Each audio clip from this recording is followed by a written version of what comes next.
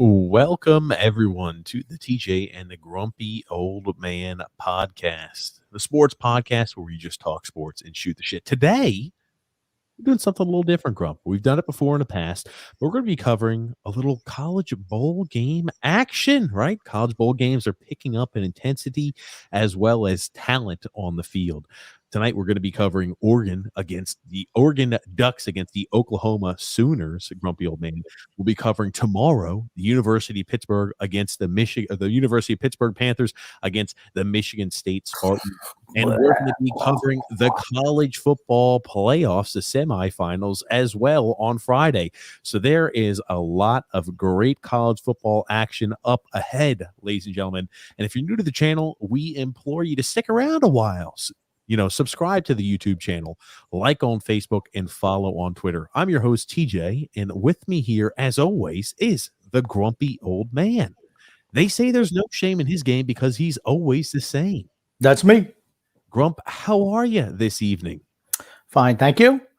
Getting ready for the what kind of bowl? The Alamo Bowl. The Alamo Bowl. You can even keep track. They all have this name, that name. I remember when they actually used to just be like the Orange Bowl, Rose Bowl, Cotton Bowl, Sugar Bowl, and now it's like the Joe Blow and the Alamo Bowl, Jesus. And Joey Mock the Dots around the street Fiesta Bowl. I mean, just everyone's got to have a corporate sponsor, and I realize that's just the way things are now. But I think this is an interesting matchup of two teams that had the potential to be in the Final Four and then stumbled a little bit down the stretch. Both of them lost their head coaches, and for Oklahoma, it's Bob Stoops, who was a great Oklahoma coach before Lincoln Riley, has stepped in to fill a breach tonight before Brett Venables takes over.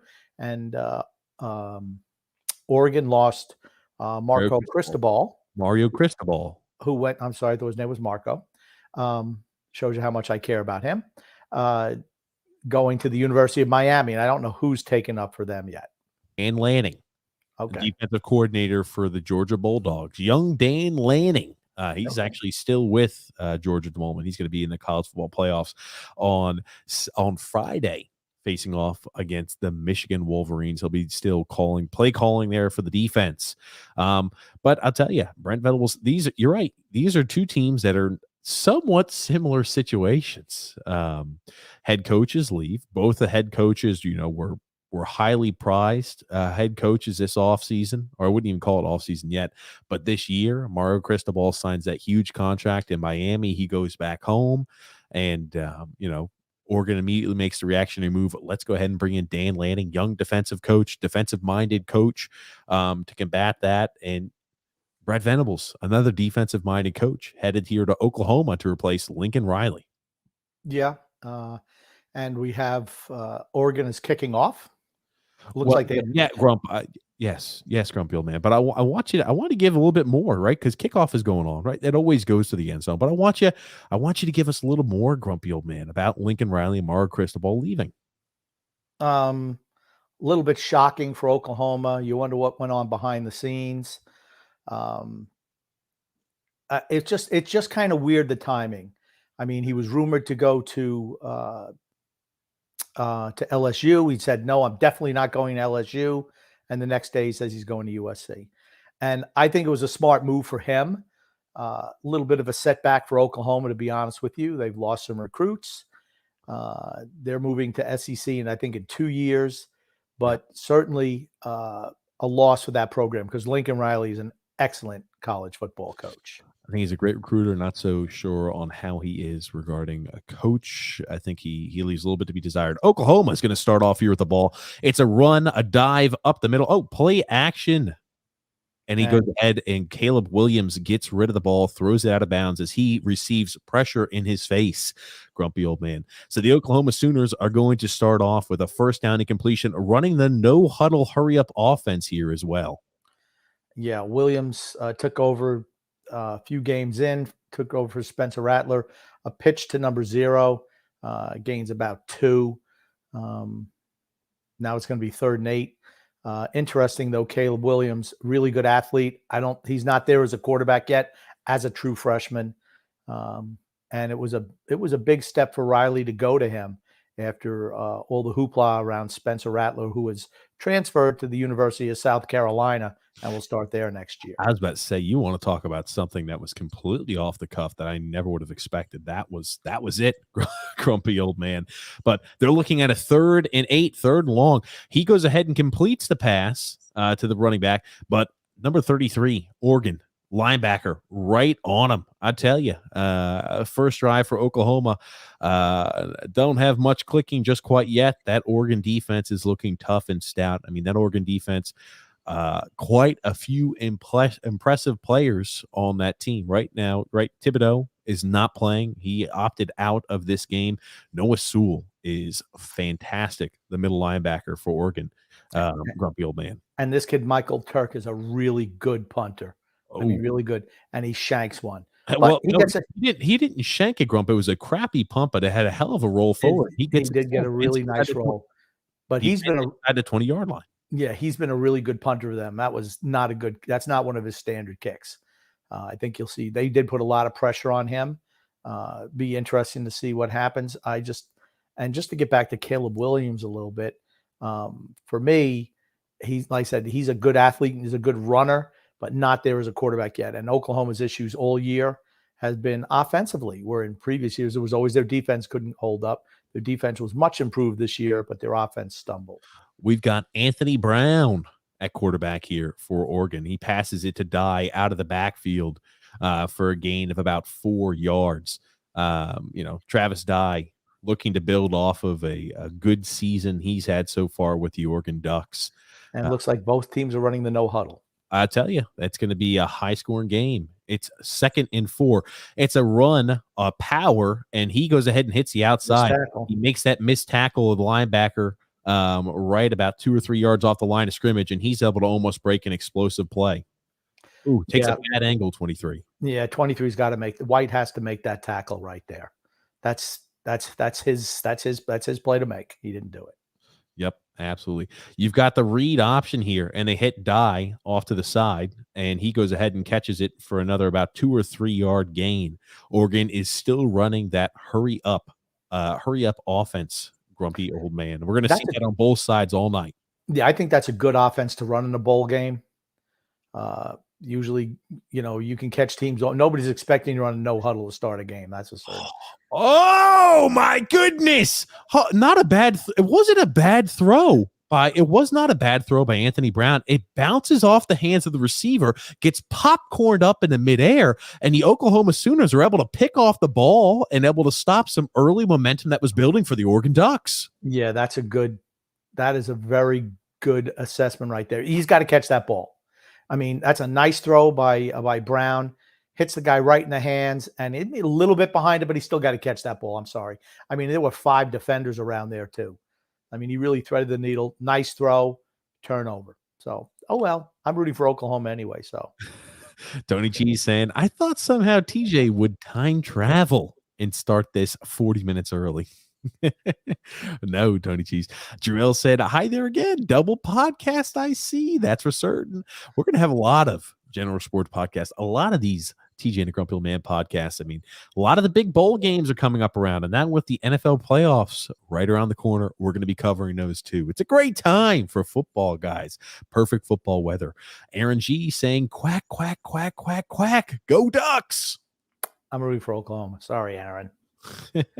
I'm a longtime Oklahoma fan, though. So, oh man, you have to understand that for me. Oh no, absolutely, Grump. I'll tell you, man. This is it's going to be a back and forth game. I hope. Bad turnover by Oregon to start, but I think that they were moving the ball a lot better than Oklahoma was at this time period. Oklahoma has really struggled this year to move the ball. That's been one of their biggest issues, Grump. That has been their biggest issue. As I mentioned earlier, it's always been their defense, which has been their bugaboo for them the last previous number of years. But this year, their defense was played much better, honestly. But offensively, just wasn't there this year. And I think it's because of the lack of consistent quarterback play. They would have really loved to have Spencer Rattler step up and play better. But he lost his job, like I said, maybe 5 games in. and Williams looked good. I don't think Williams is there yet. I'll be interested to see how he develops under Brent Venables, because the one thing Lincoln Riley was really good at was developing quarterbacks. I mean, look what he did for the Hurts kid. I mean, turned him into a second-round pick, turned Baker Mayfield into a Heisman Trophy winner. I mean, Kyler Murray, Heisman Trophy winner, both first picks in the draft in their respective years.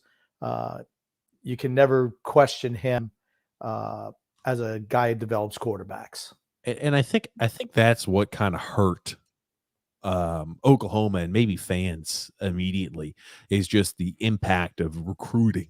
Because think about it, right? They were building and they had a fantastic recruiting class built together. And it's almost the same exact for Oregon, too. Both had fantastic recruiting classes. You had to be optimistic as a fan for either one of those bases, whether you're Oklahoma or an Oregon fan.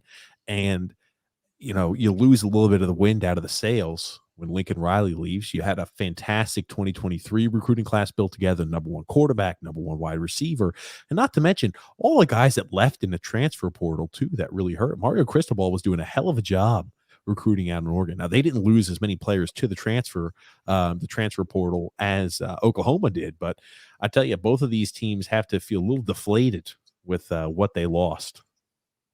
Yeah, and that's anytime you have that. And Cristobal was another fantastic recruiter. Both guys are just great at recruiting, and you're going to lose some of them. You got another play action. You've got another read here. And again, it's a little dump off pass to the flats, but Oregon's able to go ahead and swallow that right up immediately. They're playing the short stuff right now. He's not very accurate throwing the ball down the field. So at least he hasn't proven this early in his career. Remember, he's only 18 years old, maybe 19. He can develop into something. He's just not there yet. They showed an interesting stat comparing, and then Oklahoma takes a 5-yard false start penalty this drive. They might as well just punt now, honestly. But this is what it's been like all year for them. So, okay, but yes, Grumpy, get back to your point, please. Yeah, getting back to my point, they were drawing a comparison the first 6 games between him and all the Heisman Trophy winners that they had: Jason White, Sam Bradford, Mayfield, Murray, and he matched up very, very well with those guys. You'll see how they pan out in the long run, but as of right now, they do that quick comparison. And here it is again, right? You get the read action, so you hit the running back that comes out of the backfield to the flats, and Oklahoma is satisfied with completing another 4-yard pass. And they're going to be 3rd and 5. You see Bob Stoops. It's 3rd and 9, Grumpy, because they took the full start penalty, remember? That's right. I'm sorry. Correct. Yeah, like I said, he's not great throwing the ball down the field. He tends to bird dog his receivers, which has gotten him in trouble before. He'll run out and he'll try to make a play, which has led to interceptions. Let's see if he's kind of curbed that tendency a little bit. I'm sure he has not. He's got pressure coming off the edge, and he decides run first. He does lower the shoulder and kind of, fall forward, but it still leaves Oklahoma in a precarious position. It's going to be 4th and 2, about at the Oregon, what would you say, about 47. 46, 47. I'm going for it. If I'm Oklahoma, I'm going for it. What do you have to lose? You're not playing for a national championship. You're just trying to win this game. I was about to say, the attack first mentality is that of both of these teams, really. So you've got this is a pretty big 4th and 2 to start the game. You have to figure this is going to be a run, but they're going to try to get him to jump off sides. 10 seconds remaining. Are they blowing the timeout? They're going to call timeout. Who is that timeout on? Is that Bob's? Okay, this is Oregon's first timeout. They were not prepared for that. Yeah. I tell you. Well, maybe they just wanted to see the formation they're rolling out with. Remember, you don't go to heaven if you have the most timeouts left on the board at the end of the game. So true, but you don't want to burn your timeouts in the first 5 minutes of the game either. I understand, Grumpy. At least I don't. That's me. What can I tell you? But I'm sorry. I wanted to let you get back to what you're talking about, right? You have these fantastic recruiting classes, and I think Oklahoma was able to keep theirs intact a little better. Given, trust me, they lost 5-star recruits aplenty, but they're able to keep theirs a little bit better intact. I'll be interested to see what Dan Lanning can do out here in Oregon. The Pac-12, they obviously lose Mario Cristobal. He's headed away, but now you've got Lincoln Riley in your conference. And you've got USC. I mean, down the future, I think we're going to be seeing a lot of those Oregon against USC matchups. You're going to see USC take over in the Pac-12. Mm. Within 2 years, they're going to be the top team there. 2 years. He's that good. He is that good. You don't think he's much of a coach. You realize his average in the 5 years he was head coach was 55-10. That's 11-2 every year. So you might not think he's a great coach, but 11-2 every year is pretty darn good. And they qualified for 4 of the bowl championship series for the college football playoffs, Grump. Yeah. Christ. All I'm going to say here is this, right? It's easy to cherry pick. In Oklahoma, for the most part, they've had the Big 12 has not been as stout as it has been in years past. I mean, West Virginia has not been the West Virginia of what they were in the Big East. Just hasn't been the case. And, the move to the SEC for Oklahoma obviously brings more money, which is terrific. But I tell you, there's not going to be any cakewalk schedules and opponents. You're not going to be playing Kansas State. You're not going to be playing a downtrodden TCU going forward. You're not going to be playing those teams that you could kind of say, all right, let me go ahead and put it in autopilot this game.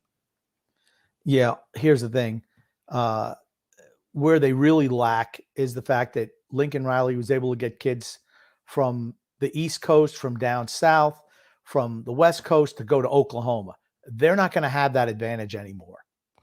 They're going to be restricted to Oklahoma and Texas. Brent Venables. Okay, see, I don't want you to talk down about Brent Venables. Just like I know Mario Cristobal is fantastic. I don't want you to talk down about Dan Lanning just quite yet. I'm saying Brent Venables is a hell of a recruiter. And you know what? I'll tell you one thing. I think you're going to see the mindset shift a little bit. The most important portion for Oklahoma is who the offensive coordinator is going to be for them, right? You look at a whole bunch of head coaches, and I'll be interested to see which way they go with that. But you look at a lot of head coaches that, take their first job as being an offensive coordinator, and they go to a prestigious university like a Dan Mullins or items like that, right? A guy who maybe needs to course direct and put themselves back on the map to say, yes, I'm a legitimate coordinator. I'm a legitimate head coach, despite the fact that I failed out at Florida, right? I think that's what that's what Brent Venables needs at offensive coordinator. It's 4th and 2, though. They're coming back at it. You got a quick pass over the middle. He finds a soft spot in the zone, and you've got it here. Oregon's able to wrap him up, but not after Oklahoma gains enough for a first down. Oklahoma now looking to be getting a little bit of movement going on offense, rectifying some issues possibly they had on the first drive. It's a no huddle. They run the zone again. You get them cutting backside, gains about 2 yards, making this about 2nd and 8, Grumpy, or 2nd and 7. Yeah, they got 3. So, and for those who don't know, in college football, you have to actually get to the line to get that extra yard. If you're short of the line, you only get the 2 yards. So it could be a long 2, where the NFL, they give you the extra benefit of the half yard. And sacks count as yards lost by the quarterback. Yes. Rushing yards against. That's a hell of a job. Look at that. Is that Noah Sewell right there who gobbles up the Oklahoma? That's Noah Sewell, sure enough. A fantastic Mike linebacker. I mean, outstanding 5-star recruit in every bit of his ranking, right? Everybody was always excited about Justin Flo. And, when they got him, he's fantastic too. Noah Sewell is outstanding. His brother Penei Sewell was the offensive tackle, left or right tackle, I believe, for Oregon. I believe he was left tackle, drafted by the Detroit Lions in the first round this last year. Literally his big brother. Yes. And we've got him dropping back here. Caleb Williams finds the running back out. Ooh, I'll tell you. He gets the first down, but you'd like to see him just go straight up the field. Yes. Through trying to get to the outside. I'm worried about the first down on that 3rd down situation. But exactly. You've got so many players able to earn enough for the first. Yeah, so many players and they're still running no huddle, which I think is a wise thing to do. You can gas a defense early, put up a lot of points at the end. I'm sorry? Both teams are running no huddle, Grump. Yes. Brooks finds it off the outside edge, and he gains about 9, or he gains 10. They give him enough for the first down. Yeah, Looks Kenny like Brooks is Oklahoma's getting enough to go ahead and get the offense moving. Maybe they've got favorable matchups on the field. They are going to be running no huddle to keep the same defensive unit out there for Oregon. I continue to watch those snaps into the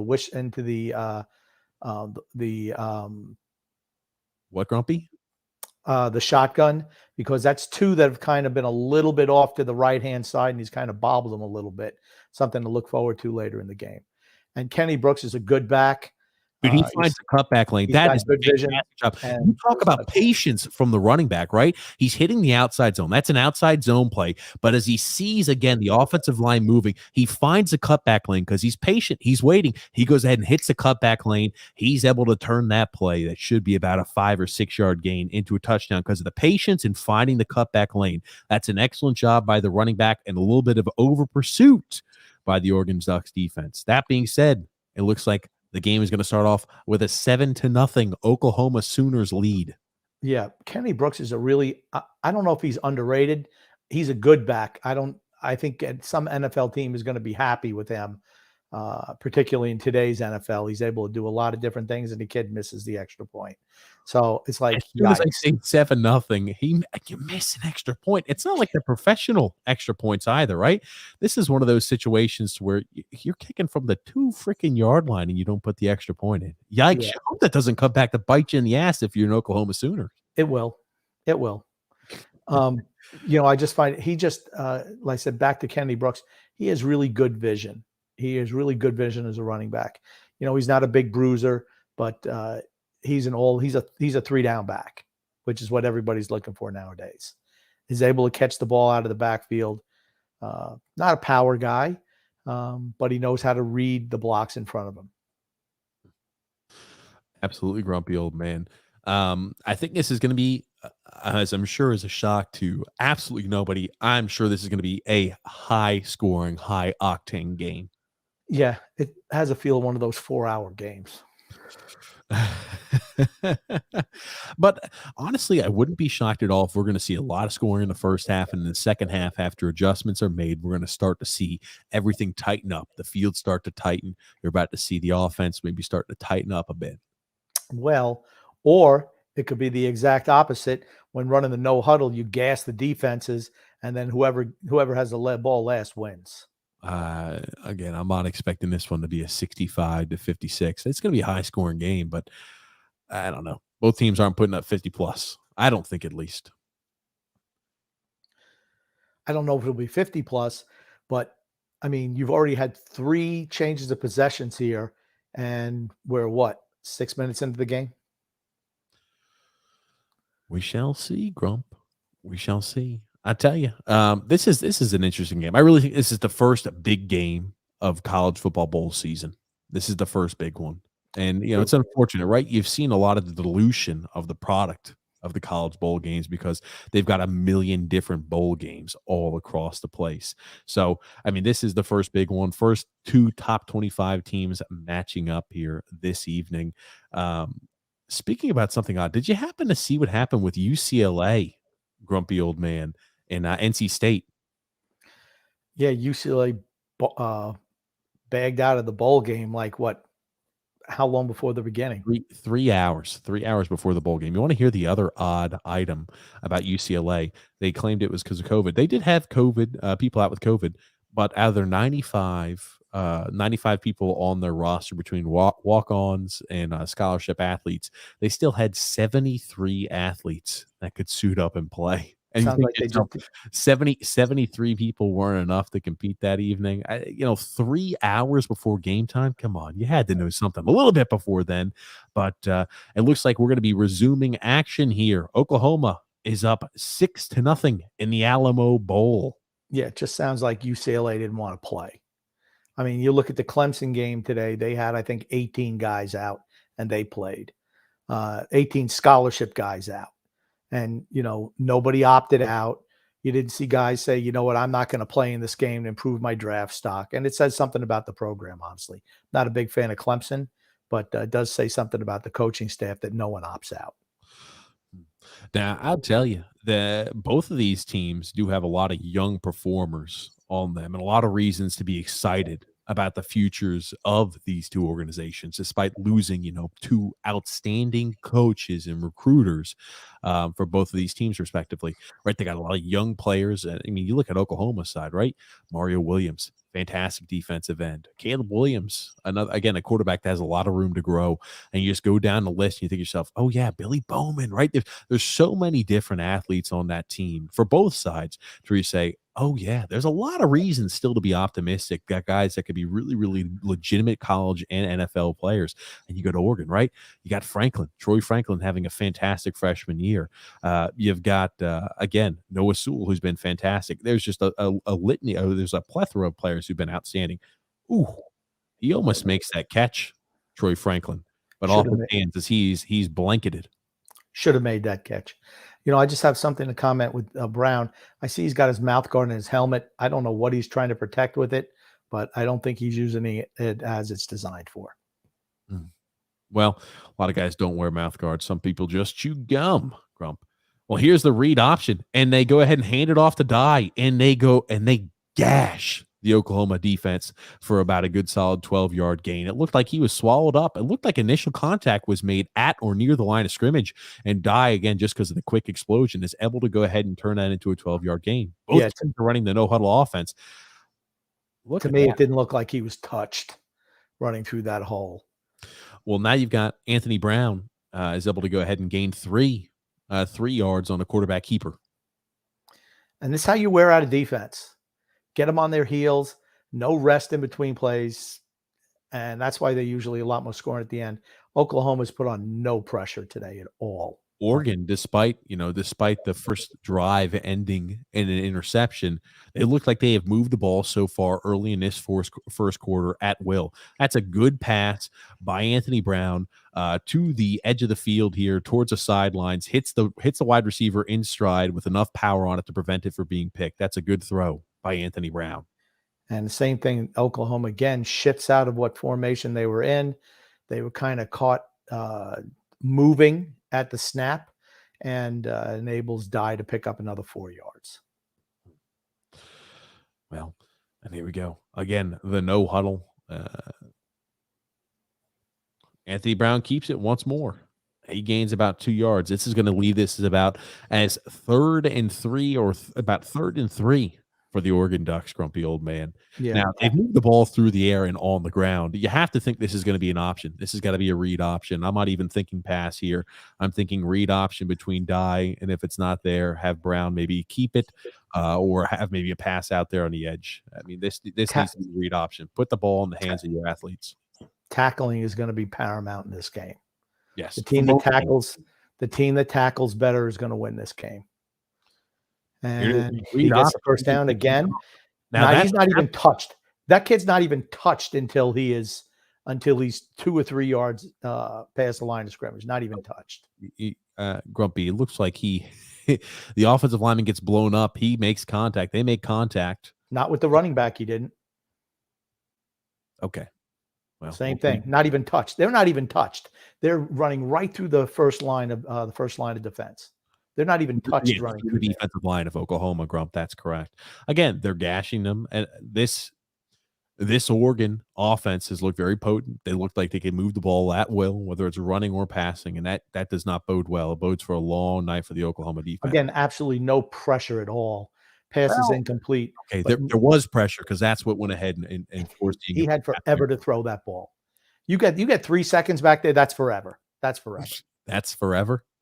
And here's the thing. It was right there. Kid should have caught it. He dropped it. Ball right in his hands. This isn't the NFL, man. Come on. I'm just saying he's got to catch that ball. I'm not saying he doesn't have to catch the ball, but he got pressure in his face a little bit, right? What are the keys for Oklahoma's defense? Tackling. They have to tackle better. I'm about to tell you what the keys are. They have to get some sort of play, whether it's a sack. There it is again. It's the same thing. They're not even touching the running back until he's into the backfield. Not even touching him. Those holes are huge. Okay. Well, here it is. They're running a lot of that. I mean, that's one of those zone plays where everybody washes down the line of scrimmage. You have the tight end kick out, and the hole was massive, right? Oklahoma doesn't go get on it, and they have some missing tackles. Travis Dye just eclipsed 3,000 career rushing yards, 5th player in program history to do so. My God, he's skinny. Who is? Travis Dye. I don't know. Yeah, here's a touchdown. He's small. He's not skinny. You know, they It's can't a stop flag. the run. It's a flag. If you can't stop the It- run, you're not it- winning a game. It's a flag, Grumpy. It doesn't matter. It doesn't matter. They'll score. Probably on a running play right up the middle. They can't stop the run right now. Oklahoma can't stop the run. If you can't stop the run, you're never going to win a football game. Never. Okay. Never freaking ever. If you can't stop the run, there's no way you can win. Yeah. And then Brandon Gaines saying, do the Giants improve as an organization when John Mara finally steps down? I don't understand all the hate that John Mara's getting. They're loyal to a fault. And here Oregon's had to call their second timeout now. Well, let's get back to the point. Oregon does call timeout. Yeah. I think it's something admirable how loyal he is. I think he needs to get a better guy in his GM. And with Gettleman supposedly stepping down, that's going to be the big hire. Is who is he going to get to be the general manager? Because the Maras are notorious for not getting involved in the football decisions. They don't. So having the right guy, like when George Young was there and when Ernie Accorsi was there, and then Jerry Reese, the football guys know it. If they know what they're doing, the Giants are good. If they're not, the Giants can struggle because he is loyal to a fault. I don't think he's ready to give up on the team yet or step aside. Absolutely grumpy old man. Well, a big goal line stand possibly here for Oklahoma. Again, the way Oregon's been moving the ball, I don't anticipate a stop here. But you're looking at 1st and 9 for 1st and goal, 9 yards to go. That's one where Brown makes a mistake. That's one where Brown wants to go ahead and keep that ball. It's easy when I'm sitting up here watching from this point of view, but you've got Oklahoma, right? The Reed man bites on the run for Dye. The hole's kind of muddled up. That's one you want to see Brown probably take and use with, and that's probably one he'll want back. They've been biting on that initial fake the whole game. So you're right on that. He should have pulled that one and just gone the other way. Probably would have walked in. So now it makes it 2nd and 10. So they lose a yard on that one. Oh man! Well, here you go. Oh, that looked close to a face mask. How do you stop a drive? Right? They're moving the ball at will, and you change up the play calling in the red zone. Now, there's no reason for this, right? You've got him here where he's going to fake that, hey, I'm going to go forward, but they send too many men on the blitz, and you were just moving the ball at will with either zone or even power. For Oregon Ducks, just hand the ball off. And here they're trying to get fancy. They're trying to get special. And this changes it after 2 negative plays in a row. Now you're looking at 3rd and 16, or it's 3rd and goal, but you have 16 yards to score for a touchdown. Yeah. Now they have it's 4th and goal from the 4. I have to assume they go for a field goal here. I mean, it's so early in the game. Are you going to go for a touchdown? 4th and 4? I don't know. I take the points, and they're sending out the field goal unit now. They're going to take the points. Not a bad move. It's a long game. You're only down by 6, right? Oklahoma misses the extra point, and so this is only a field goal game at the moment. There is going to be a lot of scoring, and at the end of the game, you don't want to look at yourself and say, damn it, if we didn't put those points on the board, we could have had a different result in the bowl game. Do you ever wonder why kickers who are usually out of shape wear really tight uniforms? It's always confusing. Uniforms are really tight. Cam, I tell you, he's not been a fantastic kicker. He's 22 for 33 so far this year. So this looks like a chippy, and he puts it right through the uprights. You got Aaron G saying here, rooting for Michigan State tomorrow night. Go green. I agree. And Michigan State will win tomorrow. No doubt in my mind. Well, we'll be the Pittsburgh quarterback, Kenny Pickett, decided to jake out of the bowl game to prepare for the NFL draft. So their backups in there, no shot. Here's the thing, I don't think Pittsburgh's that good anyway. I think Michigan State will kill them. Yeah. Well, again, do you know anything about who the backup even is, grumpy old man? And here's the thing, you say jake out.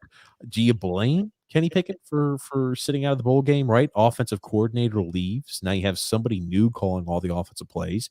You've had a fantastic season.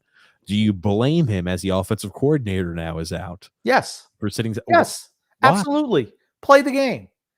I mean, that's how you got a scholarship to play all the games. All you're going to do is possibly negatively impact your draft stock. You've done fantastic this year. You're going to be the first quarterback off the board. You're looking at a top 10 pick, and now you're going to have a new offensive coordinator. You're suggesting that the quarterback should play that game. I have no problem with him sitting out. None at all. Okay. Well, that's why you root for Pittsburgh, because they're losers. So, and that's a loser move.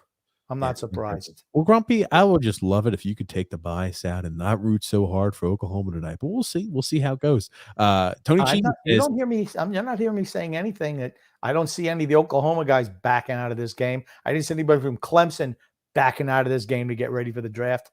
I mean, I'm just saying. Oh, you just said Clemson. Did you mean Oregon? No, I meant Clemson. Clemson today didn't have anybody who opted out of the bowl game to get ready for the draft. Clemson had such a miserable season. They were 10-3. They were 10-3. Before they were 9-3 before the bowl game. They're 10-3 now. So going into the game, they're 9-3, and they underwhelmed by every single expectation imaginable. The defense was good. The offense was hideous by all means. They went 10-3. They've won 10 games, 11 straight years, double-digit victories. Yeah, double digit. Yeah. And then Tony Cheese saying, "Are you saying Oregon or Oregon?" I'm saying Oregon. Yeah. You got a power, and you go ahead and you've got. Oh, he gets stopped. A good job by Noah Sewell and the Oregon Ducks defense meeting Oklahoma's back. Kennedy Brooks about 2 or 3 yards downfield.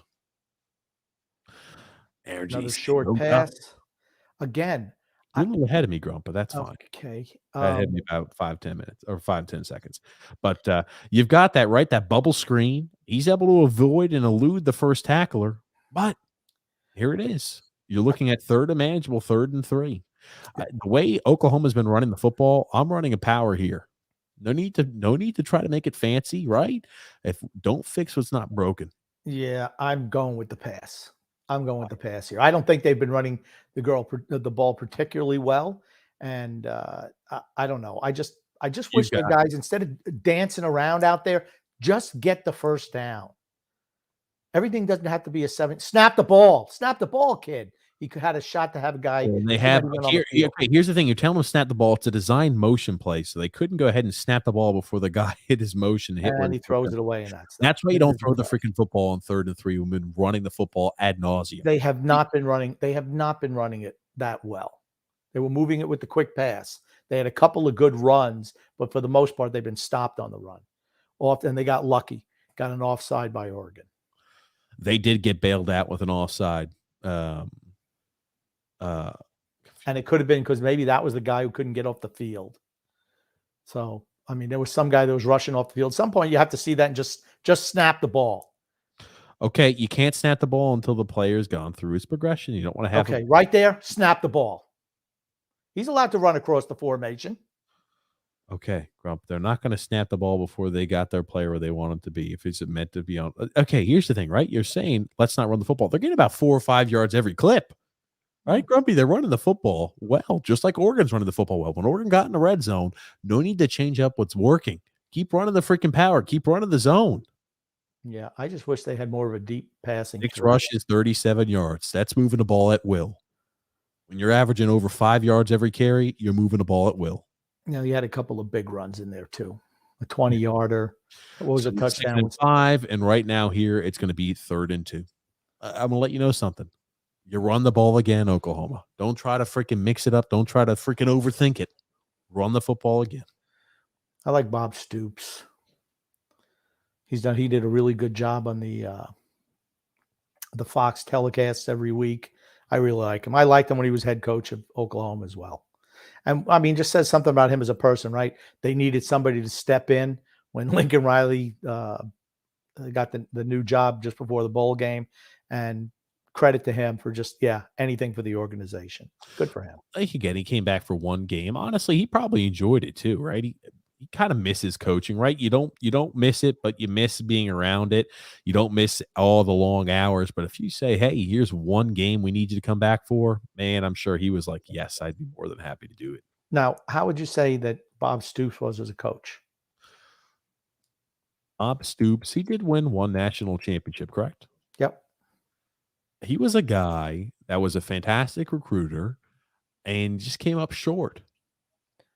I mean, Okay. he did win one national championship, which is good. I think Bob Stoops was a better coach, but he did lose a lot of the big games, was the biggest knock on Bob Stoops. He could never win a big game. Well, okay. You realize that Lincoln Riley's record was better than Bob Stoops, right? So I'm just saying Talking about percentage wise game. winning. Big game is what we're talking about here, Rump. Okay, but here's the thing. Sometimes there are other teams that are just better than you. There wasn't a whole lot of games where they were favored to win that they lost, like in championship games. Aaron G saying Oklahoma looks confused, literally confused. Very possible. I don't think they've looked great so far. Oregon with the turnover, and then with that penalty, which enabled them to continue a drive. Like I said, Oklahoma's struggled offensively all year. Everything is a short pass, and he's not that good a deep ball thrower. I mean, the Williams kid might turn out right now. He's more football player than quarterback, which you can get away with in college. He's a guy who can extend a play with his feet, but he's got a lot he needs to improve on regarding how do I find the open man? How can I make sure I hit the guy in stride? He needs to refine his skills. And that being said, right, I think he could definitely do that. When you're talking about Caleb Williams, this is a guy whose senior year in high school, which was last year, was canceled because of COVID. So he did not play any games his senior year of high school. And when he came in and played as a true freshman, right, there's a lot of development that still is to be had. They're going to have to nurture that relationship and make sure that, hey, going forward, this is a guy that we feel confident with that can throw the deep ball and that can really slice and dice defenses up. But if you've got the right guy at quarterback, I mean, Venables is the right guy defensive. He's the right defensive coordinator for Clemson for years. He has been. This is the right guy to get the defense all headed in the same direction as well.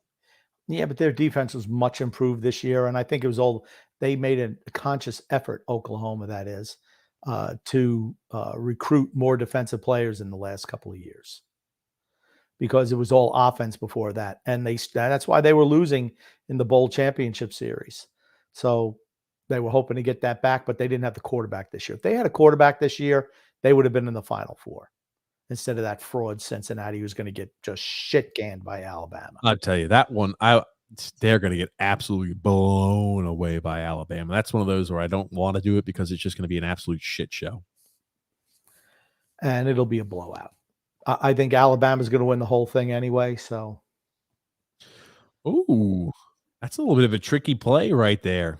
They kind of changed up. You know, sometimes you'll see the quarterback walk down to the line of scrimmage like he's making an audible or telling the guys what to do, and they'll direct snap it to the running back. This is one where they had the running back take like I'm in motion, and he gets under center and hikes the ball, and they convert the 3rd and 1. That's a little bit of a tricky play. I hadn't seen that before. Nice complete. Oh, I'll ripped tell you his helmet off. I mean, hold on. They don't allow you to continue play after you. Hold on, do they? Okay.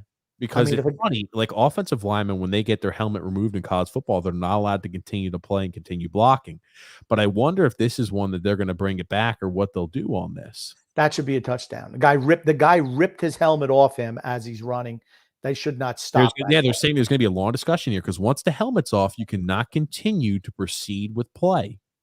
Yeah, you're about to see Oklahoma Sooners and Bob Stoops possibly have a freaking epileptic attack, because even though, right, it's a borderline, the only way you continue to play is if it was an actual face mask. That's the only way. If your helmet gets removed by penalty, can you continue? Personal foul, face mask, so they're going to call it a touchdown. Gotcha. Awesome. Hold on. Yeah. See, that's terrible. That's terrible call. Oh, man. That's a terrible call. Touchdown. Fair enough. That's a terrible call. That's the way the rule is written. Yeah, I know. But here's the thing. Face mask. Yeah, there's no one else on the field to touch him. No one else. He walks in. He rips. So what? If you can't make a tackle, just rip his helmet off. You're not going to get a touchdown. That's a bad. I'm sorry, I don't believe in that. It's a bad call. I could see if there's other players, but it's something you have to pick the flag up there. Well, it's the way the rule's written, Grump. Yeah. Hate the rule, not who called it. It's not the referee's fault. It's the right call. I didn't say anything about the referee. Mario Williams the freshman wide receiver.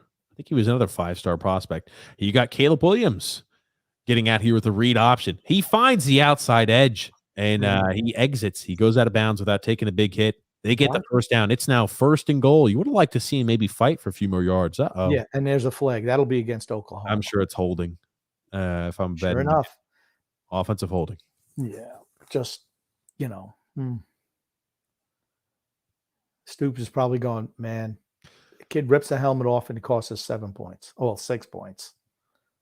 That's not a hold. I'm sorry. That should not have been a holding call there. It was the throw at the end that they called the hold for. They didn't like Hayes throwing him at the end as the guy had his back turned to him. That's why they gave him the flag. But I mean, that's not a hold. But hey, you know what? It's going to be right now 1st and 15. 16. Well, how could you move? It's going to be 15. How could you move back more? Because it's a spot foul. 16. Gotcha. And he just throws the ball up for grabs. Nothing. See, that's what he tends to do. That's what Williams tends to do. Gets pressure. He just throws the ball up. And he's cost him a lot of turnovers this year. Can you mind hitting pause for about 2 seconds just so we're on equal terms there? You're a little ahead of me. But, yeah, I'll tell you. He did get a little pressure in his face, just threw the ball up for grabs. Yikes. That's one of those things as you continue to mature as a quarterback. Hopefully you feel a little more confident. You feel a little bit more like, hey, I could stand in the pocket. It's not the end of the world if I eat a sack. And, it's better if I just wait this one out. Man, oh, man, though. We'll see here. 2nd and 16. You hit the running back quick out in the flats, but I'll tell you, that's a fantastic job by Oregon. Oregon's number 33, tackling, Jeffrey. Tackling in the open field is going to be paramount. That's what's going to decide this game. Because Oklahoma will not score on this drive. So Oregon's going to get the ball. Jeffrey Bassett comes flying like a bat out of hell in order to go ahead and keep stride for stride with that running back and to stop him, right? If Jeffrey Bassett misses that tackle, he is off for the first down. That's a hell of a job there by Oregon. Again, great lateral movement and good job covering the field. You drop back here. Williams looks a little nervous. Oh, man, I'll tell you, if he hits that running back in stride, I would say it's a first down, Grump. I mean, he had room to run, but no, this is a little bit. You don't think if he hits Eric Gray and stride?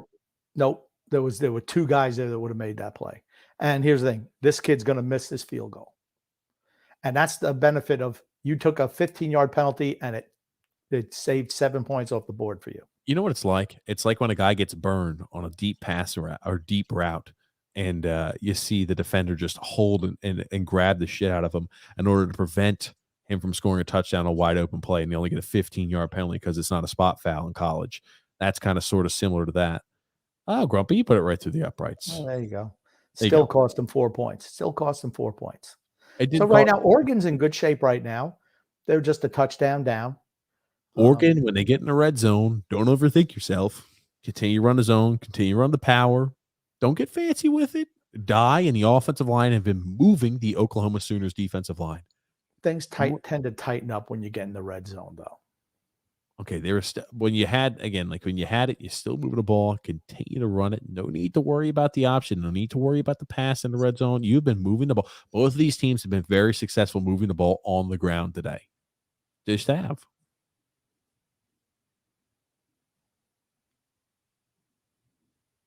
Any response to that, Grump?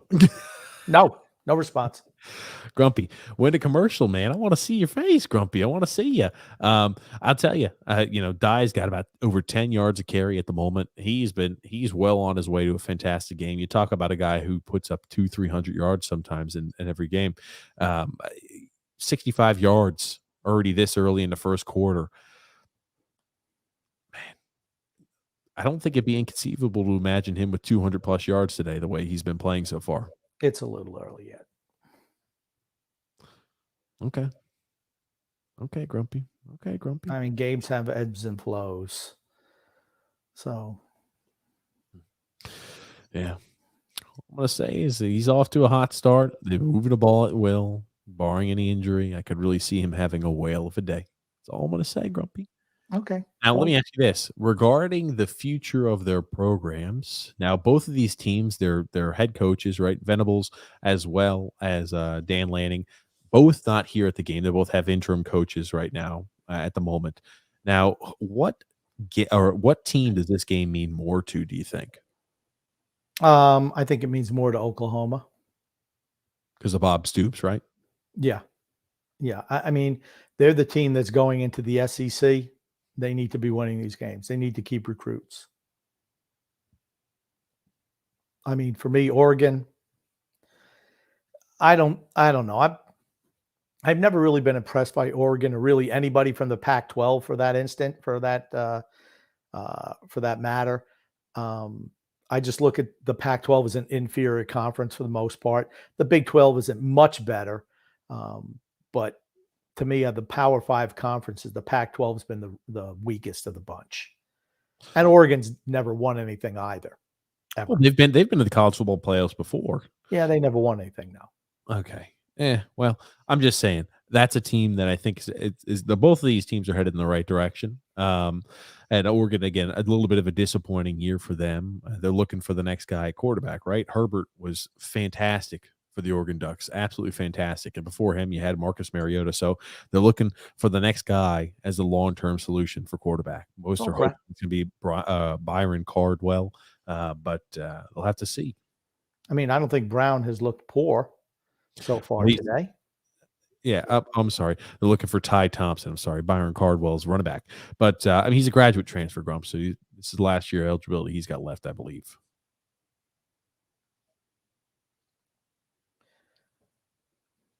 Grump.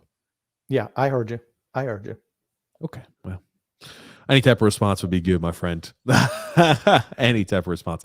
But they're going through a little bit here. Oregon's got the ball back once more. And let's see if and again, see, they're caught in between every single snap. It seems like they're moving just before nice. Just before the ball is snapped. It's like, Well, you got one lineman. Again, it was a good play for most, but you got one lineman who gets beat, and Ethan Downs is able to make it. Now, Ethan Downs is another young defensive end for Oklahoma. Second time number 23 has been down in this game. You wonder if he has a cramping issue or what the problem looks like. He's not cramping in the first or in the second quarter. Well, you never know. Never know. He's not cramping. You see, he's doing like that. He's not cramping. Feels like something must be clicking. It's a knee or a shin. It's definitely not cramps. He went down earlier in the first quarter. Yeah. Deshawn White, senior linebacker for Oklahoma, Grump. Man, I just think these big fat guys should get bigger jerseys. Well, they don't allow them to. That's just the jersey they always have. I'm telling you, it's a knee. Well, you don't have to wear an extra small when you're at, XXX. Well, you've never worn one of those jerseys. They're all skin tight. Even the XXXs, they're skin tight because the skill players like it that way. The people that sell are all the skill players, not the big fat guys. I mean, that's probably the last we're going to see of White today. I'm sure he'll be done for the rest of the afternoon or rest of the evening. Oh, a little low on that pass. We abandon the run. You get stopped at the line of scrimmage on 2nd and 9. We go ahead and roll out of the pocket, and yikes. It's going to be 3rd and long here for Brown and the Oregon Ducks. A little bit of pressure on the outside, which they weren't getting any earlier, so maybe Oklahoma looks like they're bringing the blitz. Let's see if they pull out or not. They put it on the line of scrimmage with that many guys to confuse the offensive line. They bring 6, but if you don't get to them, a low pass. I mean, if you don't get to them, that means you're getting man coverage downfield, a better throw, and that's an easy first down. Man, Grumpy, you're a few seconds ahead of you, my friend. That being said, that's one that I'll be honest with you, Brown's going to want back. He needs to step into that throw. He needs to step into the throw, and he hits the wide receiver right. He wants to go ahead and put it to a spot where only the wideout can make a catch, but it just ends up being too short, and that's one that he's going to want back. Without a doubt. I mean, like I said, they picked up the blitz, and his guy was open, and he just missed him. Oregon's going to have to punt, and looks like Oklahoma. That's a hell of a punt. And Oregon's gunner misses a tackle. Oklahoma is able to look like they changed the field. They're going to be starting off with field position about at the 49 of the Oregon Ducks. If you're an Oklahoma fan, what's really a shame is not getting that touchdown there. because then you could have been up by 10, and now having the ball inside Oregon territory, you could have kind of taken a big lead in this game. So just interesting how things work out. You see all the big games when Oregon, I mean, like you tick the clock back to the Ohio State game, first game of the year for Oregon. Now, that's one I know teams change a lot over the course of a year, but that's one where they ran the ball ad nauseum and they ran the football all over the place. They need to continue to adopt this same exact style. I mean, Brown's a guy who has been underwhelming, I think, by most standards of what they were expecting out of the quarterback for Oregon this year, as they were really thought that, hey, we're competing for a national championship. He's been relatively underwhelming this year. Well, if they hadn't lost that to Utah twice, they would have been in the Final Four. I mean, I don't see what else you could have asked for, honestly. You lose 2 of your last 3 games down the stretch. They were right in line to be a Final Four team. I'm talking about quarterback play wise. Yeah, but what I'm saying was he wasn't the reason why they lost. They couldn't stop Utah on the ground. That's why Utah beat them twice in 3 weeks. Yeah, I'm just saying he wanted to have a little bit of better performance this year. It wasn't there. They were expecting more out of him to take a step forward, and he wasn't. So that was the biggest question mark for Oregon heading into the year. Is all right. The original transfer from Boston College. How is Brown going to be? And that was the biggest question for them this year.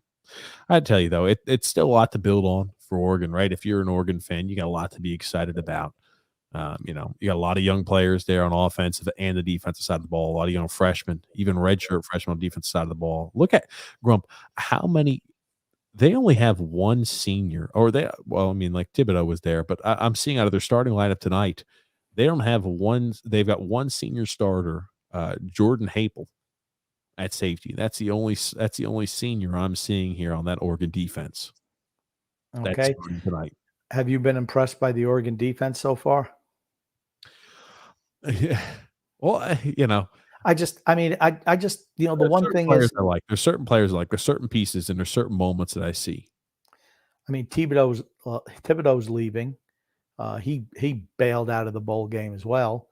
But the one thing about both teams that they have to worry about a little bit, both first-time head coaches.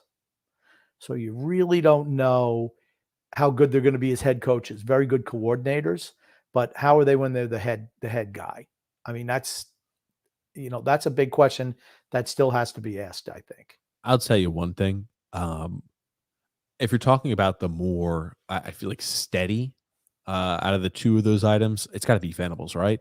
He's had a lot more experience coaching and even as a defensive coordinator, where Dan Lanning is. I mean, he's wet behind the ears. I mean, he's 35 years old. But there's a lot of room, right? 35-year-old. There's a lot of, he can excite recruits. He's much more relatable. He can relate with those young players a lot better than, possibly sometimes older coaches. I mean, both of those guys, I'm sure, are going to do a fantastic job recruiting in their own respect. But you've got Oklahoma starting off with very, very favorable field position. They start off, they run. Dyson hits the hole on that power. It's an explosive play. He gets the outside edge, and Oregon is able to stop him. But it's going to be 1st and goal for the Oklahoma Sooners, who have been running the ball at will against the Oregon Ducks as of recent. Again, Kennedy Brooks.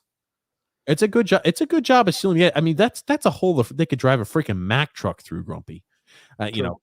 So it's a touchdown saving tackle by Jamal Hill, but they're still running the no huddle. It's going to be 2nd and about 4 or 5. It's going to be 2nd and goal. So this is one where Oklahoma does not want to have the same exact red zone blues that they had last drive. Well, they got the penalty, and that ended the drive.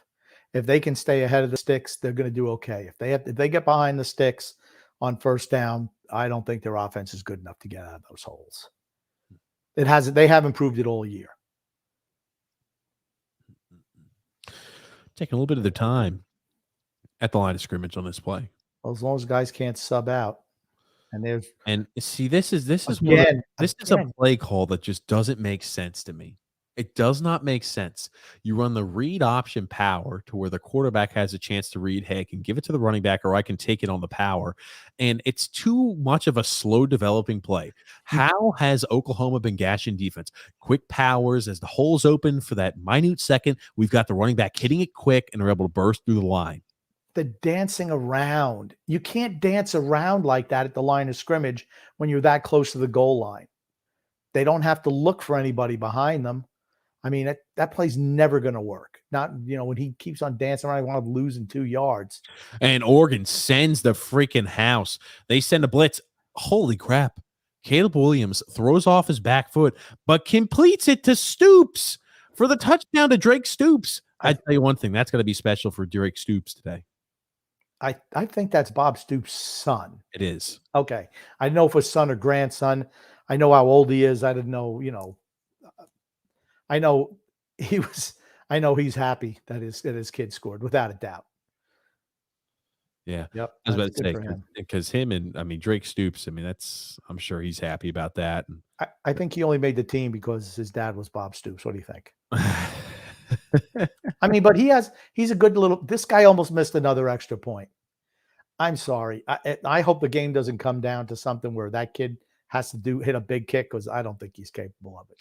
Well, this is a situation where Oregon has to go ahead and respond. They've got to get a drive that moves the ball downfield. They have to respond with a touchdown. Otherwise, they force a situation where the game gets out of hand. I'll be honest with you. I know he completes that for a touchdown. That's a really dangerous throw, and that's a bad throw by Caleb Williams. I know they scored a touchdown, and for all the Oklahoma fans are going to say, oh, that's great, touchdown, Oklahoma. I'm sorry, that's a bad throw. That's the type of ball you throw to a guy who's 6'5", 6'6", not to a guy who's 5 foot nothing. I was about to say probably walk on 5'10", little short white possession. No. He's scholarship athlete. I'm going to tell you right now. There's no way that Bob Stoops' kid was a walk on. I'm going to tell you, with him being the coach there for 18 years, his kid got a scholarship. He was still tight with the club, right? The fact that they asked him and he just step in, hey. He originally started off as a walk-on and earned a scholarship by Lincoln Riley in May 9th of 2021. So maybe I don't know what year this is. So, he's a senior. Oh, he's a senior. Okay. Yeah, he just recently earned originally came as a walk-on. I'm going to bet he didn't pay a nickel to go to that school. Maybe you got academic money. When you're a coach, you usually get, or like you're a member of the school in some capacity. It's usually cheaper for your child to go to school there. Trust me, Bob Stoops wasn't hurting for it. They probably maybe had somebody else pay the tuition. I don't know. Hey, it wasn't like Stoops was hurting there for it. For putting his kid through college, but he did earn a scholarship this recent year. Yeah. They've got that late twist or that late switch, and you hit Dye out of the backfield, and he goes ahead and gets the outside edge. He gains enough for the first down. The Oregon Ducks have a fresh set of downs, 1st and 10. Yeah, I agree with you. They're going to have to score here, without a doubt. You're about to see the score start to pick up pretty quick here as there's a mad dash to put as many points on before. Oh wow. Before the second half begins. He gets the first down. I guess he didn't get the first down last play. At least it's not showing that on our side. But I hope they're at midfield. I hope that Dye enjoys this game. It's the last one he'll ever play. Oh, come on. He's too small. He's never going to make it in the NFL. He'll get a chance. He'll get a shot. No, holy crap. I'll tell you one thing. I'll tell you what, number 96 looked like he was about to go ahead and try to run that football, but 96 for Oklahoma comes bearing down, and he's like, maybe I don't want to run the football. That's LaRon Stokes for Oklahoma. Yeah, he did a nice job forcing Brown back inside the pocket, but then it was all she wrote. It's 2nd and 15, 2nd and long for the Oregon Ducks. Haven't run the ball yet this drive, and here's 2nd and 15. Yes, they did. Yes, he did. That's how he picked up the first down. They did have that short run on 2nd down. Right. But thanks for the correction. But you've got that screen, that wide receiver screen. He's able to pick up and make this it's still 3rd and long, about 3rd and 9. Grump. Yeah. Nice play. I don't understand all these players wear their mouth guards in their helmets. Because nobody wears their mouth guards anymore. Then why even pretend to put one in your helmet? Because You don't sometimes need they do, it. very rare occasions. Okay. This is a big play right here for Oregon. Can they make the tackle? One missed tackle, and they did stop them. You going for it here on 4th and 3? Yes, for certain I am. They're Okay. about the 50-yard line. I'm going for it, man. Okay. It's 16-3. It's about 4th and 3. I don't get – here's the thing. You run a play to where the guy coming across the middle is about 3 yards downfield when you need 9 yards, right? Were you really expecting, we're going to go ahead and pick up 6 yards after the carry or 6 yards after the catch? I don't like the play call there. This is right here. This is almost the game, and he got the first down. Well, They don't get that. What has been working? What has been working for Oregon in the passing game? Running backs or tight ends peeling off the line of scrimmage, going immediately to the flats. I mean, that's a Y back right there. And you've got Oklahoma that's sending a blitz, and he's able to just hit the quick dump off, and they get the outside edge. That's what's been working for them. Yeah, I think that's the first completed pass. Holy shit! Did you just see Dye landed? Oh my God, that was crazy on both instances. Did you just see Dye? He flattened a defensive end for Oklahoma, and you got Anthony Brown, who just completely misses a wide open opportunity for a touchdown. Oh, he just ran. Okay, he should have made the catch probably too. Yeah, that kid's got to cut to the inside. Franklin's got to cut to the inside. That ball's there for him. I mean, he's looking at it the whole way. At some point in time, hey, I see where I'm tracking the ball. I'm cutting more to the inside. I do not get the play calling. That's a lucky job of the catch because that was a borderline close backwards pass. That's a dangerous pass. That's a dangerous pass. Intercepted. It's a touchdown. And here's the thing, right? The wide receiver number 10 does not block a soul, and the screen takes too long to develop. Yikes! If he doesn't throw back shoulder there, that's a pick six. It's a good job by wrapping up on the tackle by Oklahoma, but now you're in 3rd and 13 again, another 3rd and long. Oregon has completely abandoned the run for whatever reason. I couldn't tell you why. They're moving the ball to run about 10 yards a clip for Dyson. It's complete to Dye. Dye, I'm sorry. And right here, right? Again, another one of those out of the backfield receptions. All right, look at Dye's arms. Do you think he has any shot of playing in the NFL? 4th and 7. You going for it here? Oh, I don't know. I'm punting. 4th and 7 is kind of long, but the play calling has been freaking atrocious towards the end. I'm sorry. I don't understand why they completely abandoned the run. You ran the ball once all drive. And how many incomplete passes and negative passing plays do you need? I mean, you can't expect to put yourself on 3rd and long on a down in, down out basis and expect you to be able to convert on it. They are punting, and Oklahoma is going to start at their own 10. Mm-hmm. Yeah. I mean, would you argue if Oklahoma walks down the field and scores, it's pretty much a done deal unless there's a Herculean effort in the second half by Oregon? You ever been on Riverwalk in San Antonio? No, it's nice. Never been to San Antonio. Kind of nice. I've been there. It's nice. Hey, this is... So far, if you're an Oklahoma fan, you have to be a little bit happy. I'm happy. Oregon, they're not out of this game by any stretch, honestly. I don't think Oklahoma's dominating, but they're coming up with big plays in big situations. One thing I'm going to tell you again, the most important thing is tackling in the open field. That's the key. And Oklahoma's done it so far, and for the most part, so is Oregon. A couple of plays where they haven't, they've given up points.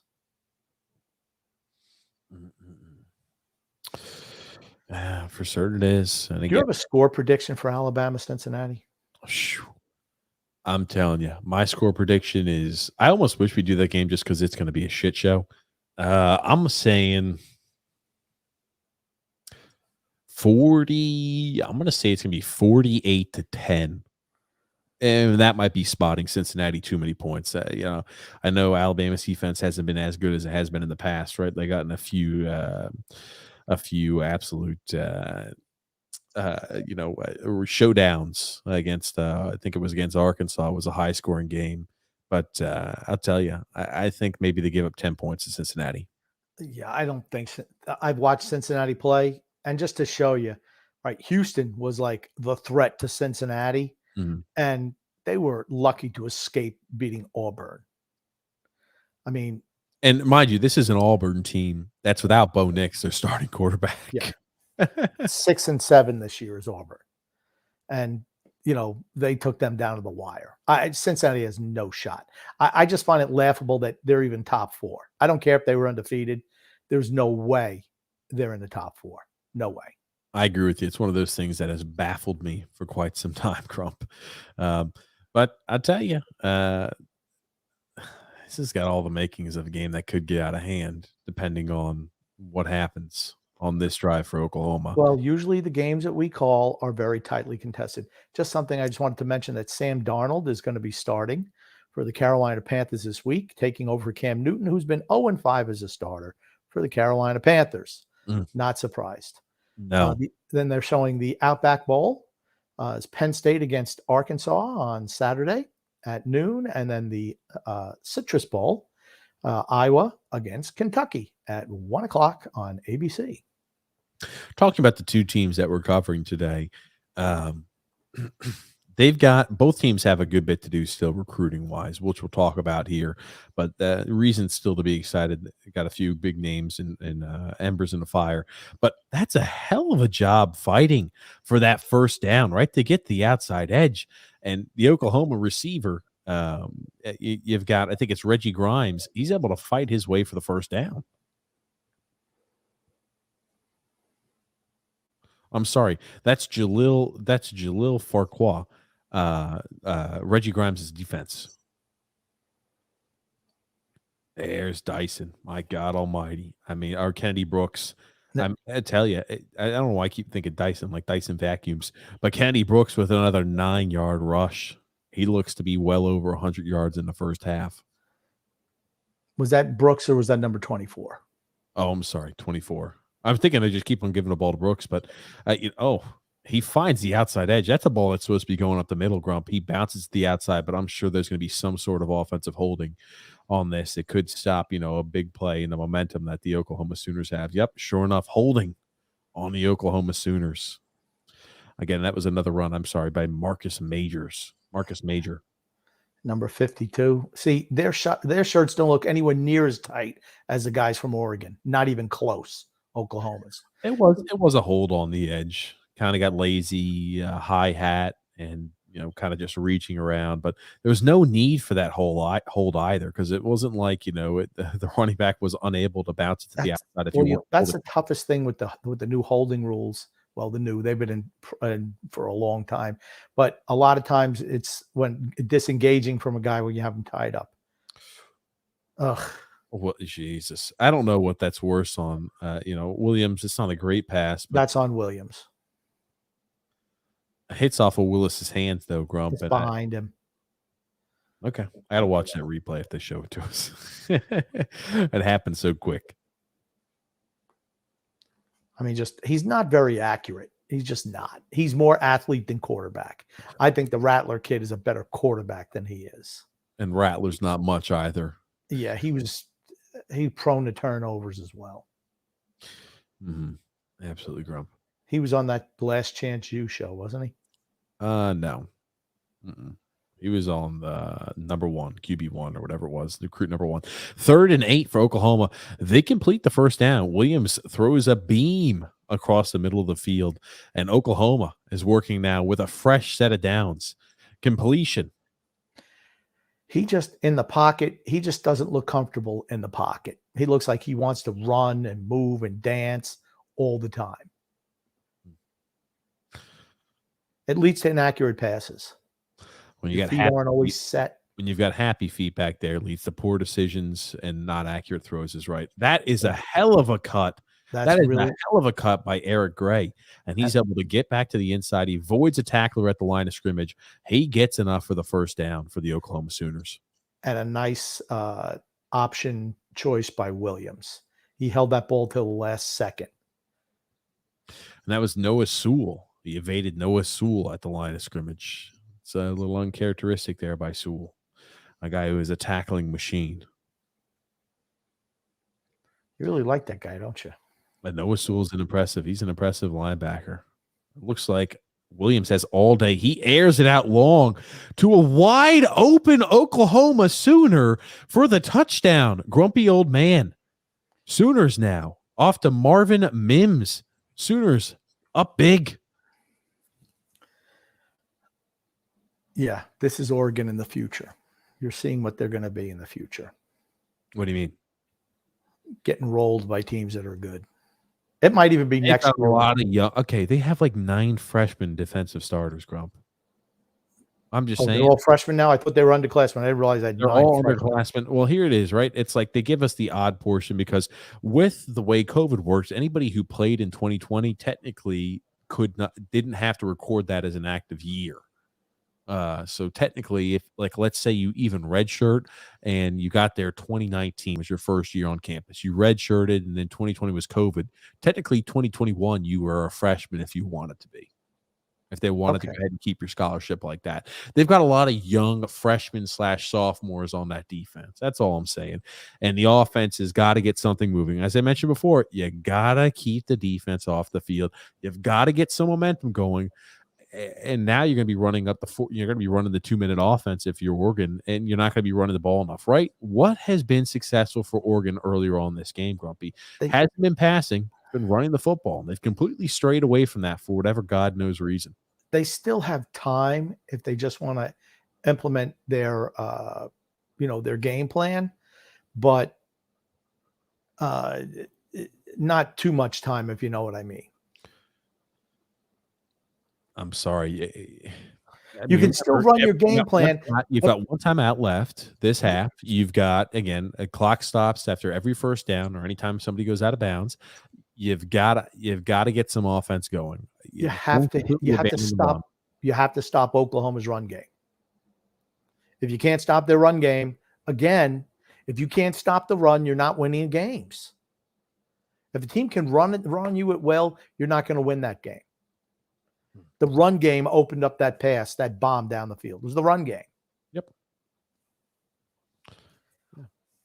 Absolutely, Grump. I don't disagree. It's, Oregon finds himself in I must score a touchdown before the end of half situation. If they don't, they're going to be in for a long one. I think we said that on the last series of downs too.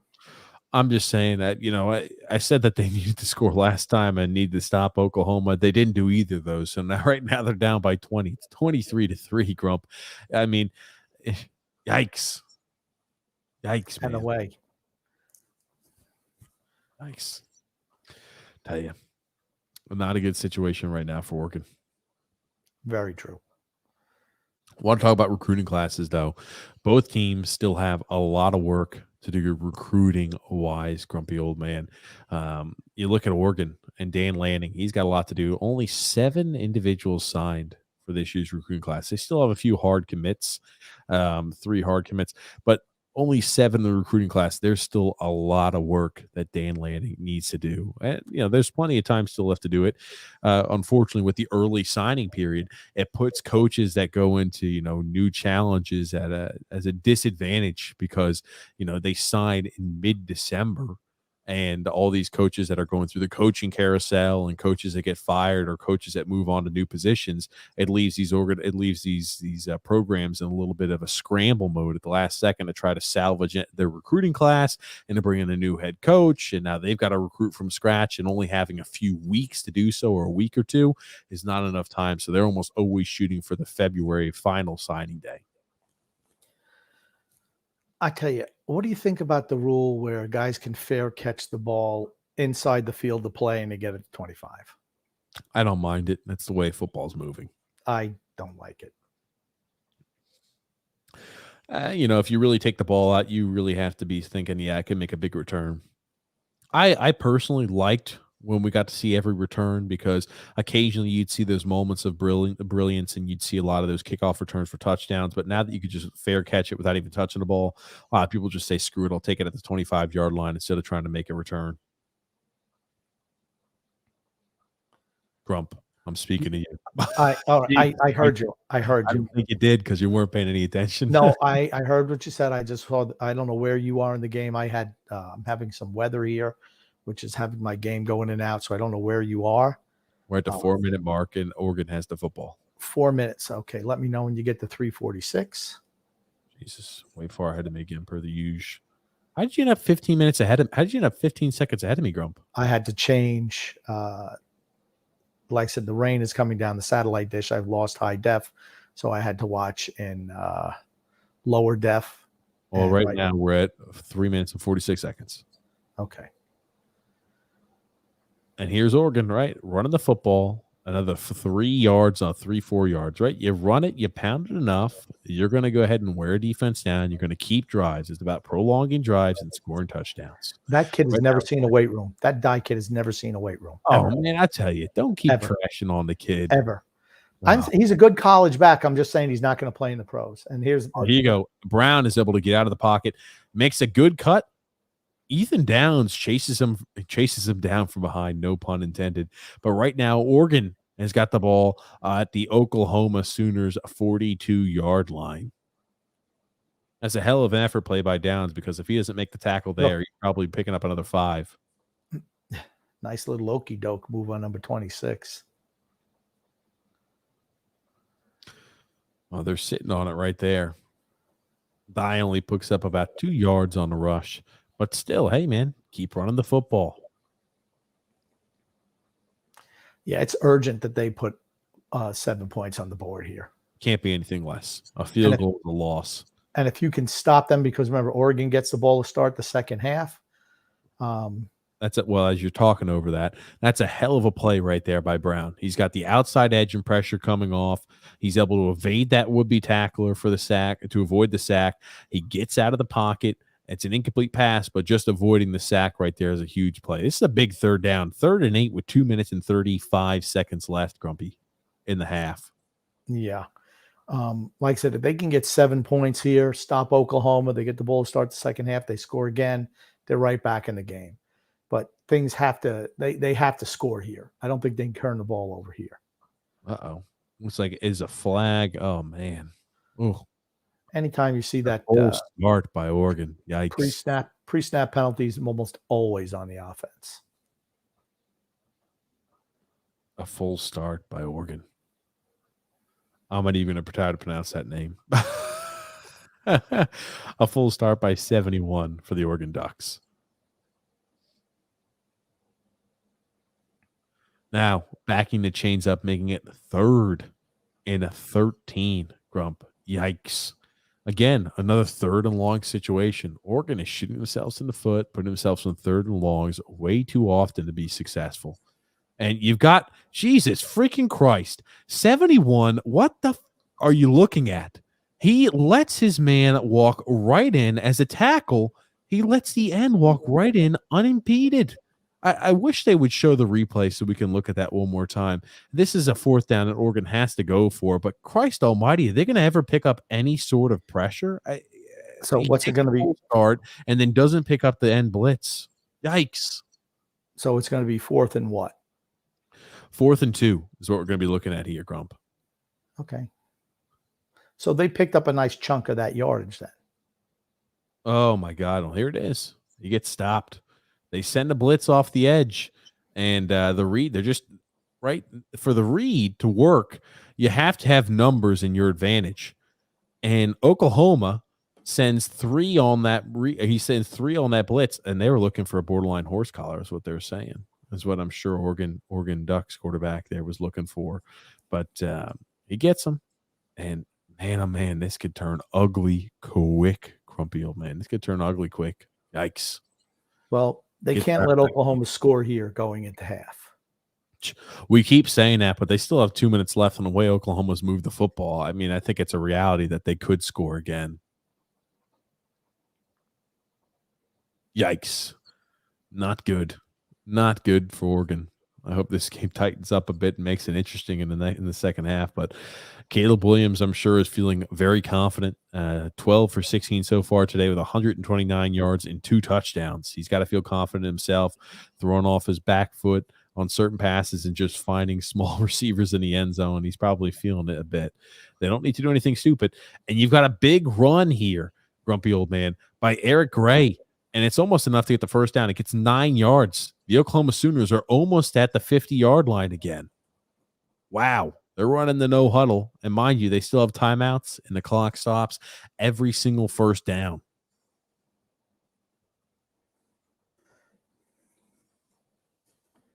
You right, Grumpy? Yeah, right now my feed's out. So I'm depending on you right Okay, now. gotcha. No worries, Grumpy, man. They run it back in the line of scrimmage, and they don't pick up any yards. Gray gets stopped for gain of 0. It's going to be 3rd and 1. Looks like Oklahoma's going to call their timeout left. They're going to call their first timeout. They've got 1 minute and 17 seconds left on 3rd and 1. The ball is about at the Oklahoma 45-yard line. Oklahoma, right? Sometimes the rich get richer. And this is one that I'll tell you, Oregon says must stop. Yikes! They had to get a touchdown. They just have been unable to move the football. And they're previewing and talking a little bit about tomorrow's matchup against Pittsburgh, against Michigan State. Jordan Addison, the Blitnikoff winner, stands for best wide receiver in college football. 17 receiving touchdowns this year and 1,400 or a little over 1,400 yards receiving. Had a fantastic year with Kenny Pickett.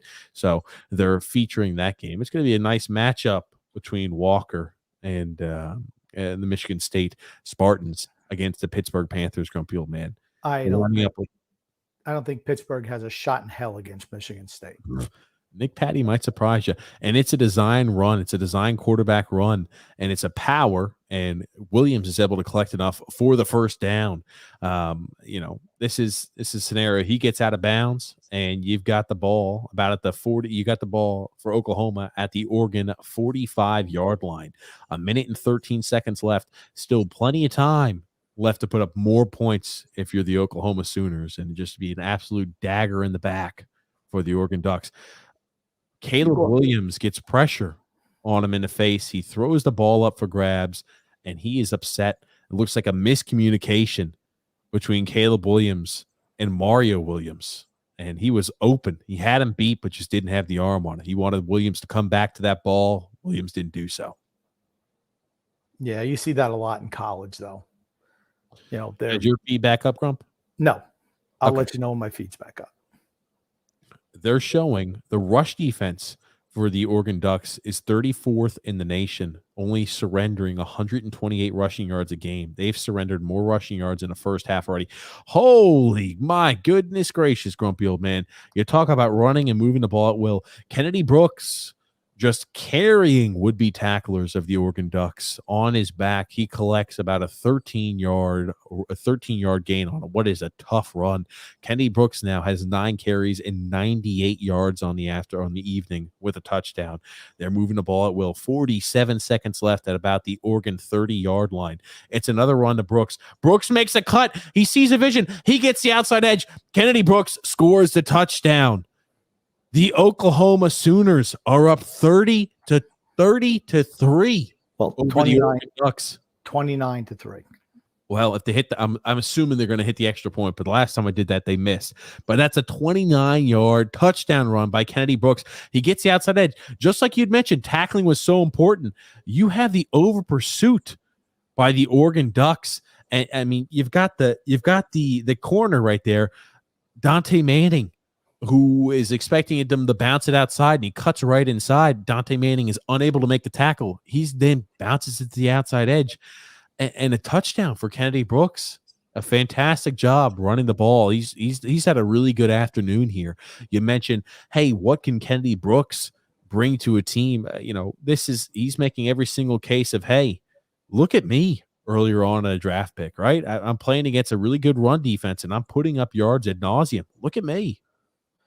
I don't know. See, his size worries me as well. I like him. To me in the NFL, he's a situational back. Maybe a Gio Bernard type, something like that, but not somebody who's going to be a bell cow. I just don't see that.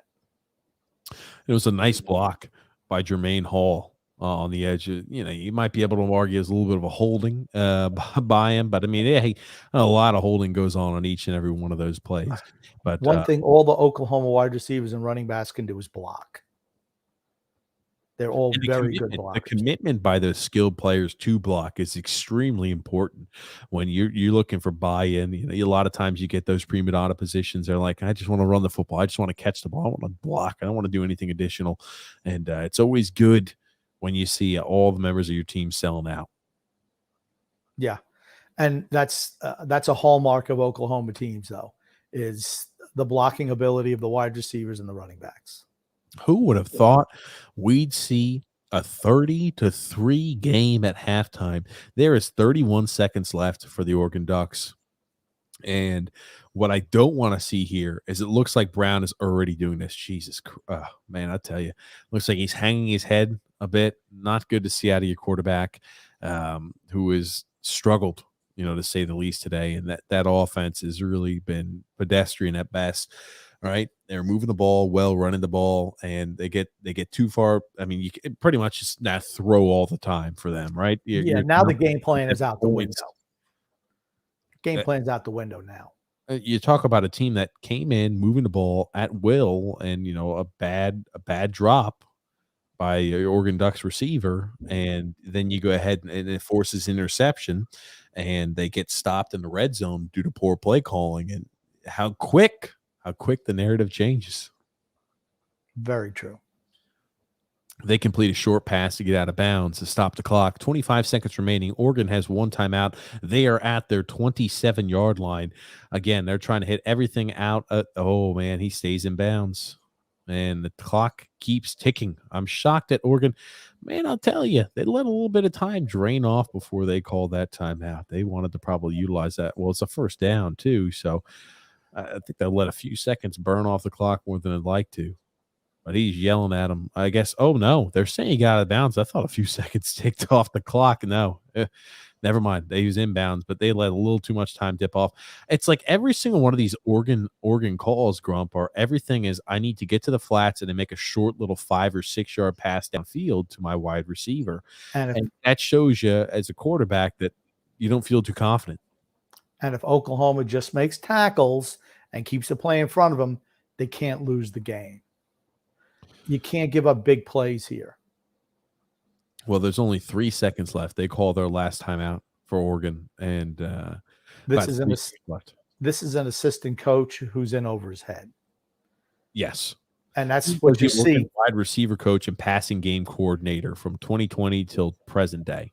Yeah, they just popped up Brian McClendon's resume. Let me know when yours is up. Yeah, mine's up there, but I'm sure you'll be a little ahead of me now. But we'll be able to get all caught up in the halftime. I don't know. He's been around for a while now, certainly long enough, but the moment's too big for him right now. Just from the mismanagement of the timeouts, that's like a rookie mistake. You can't burn a timeout in the first 5 minutes of the game. Can't do that. It's one that I'm sure they're unhappy about. He won't be getting a head coaching job anytime soon if this is his resume. What type of pass was that? I'll tell you. I think he was over the line of scrimmage too, but it looks like even if they don't call a penalty on that being over the line of scrimmage, Oklahoma goes into half with a 27-point lead over Oregon. Yikes! So let me ask you this, Grump: are you now seeing the trophy for the Alamo Bowl? No.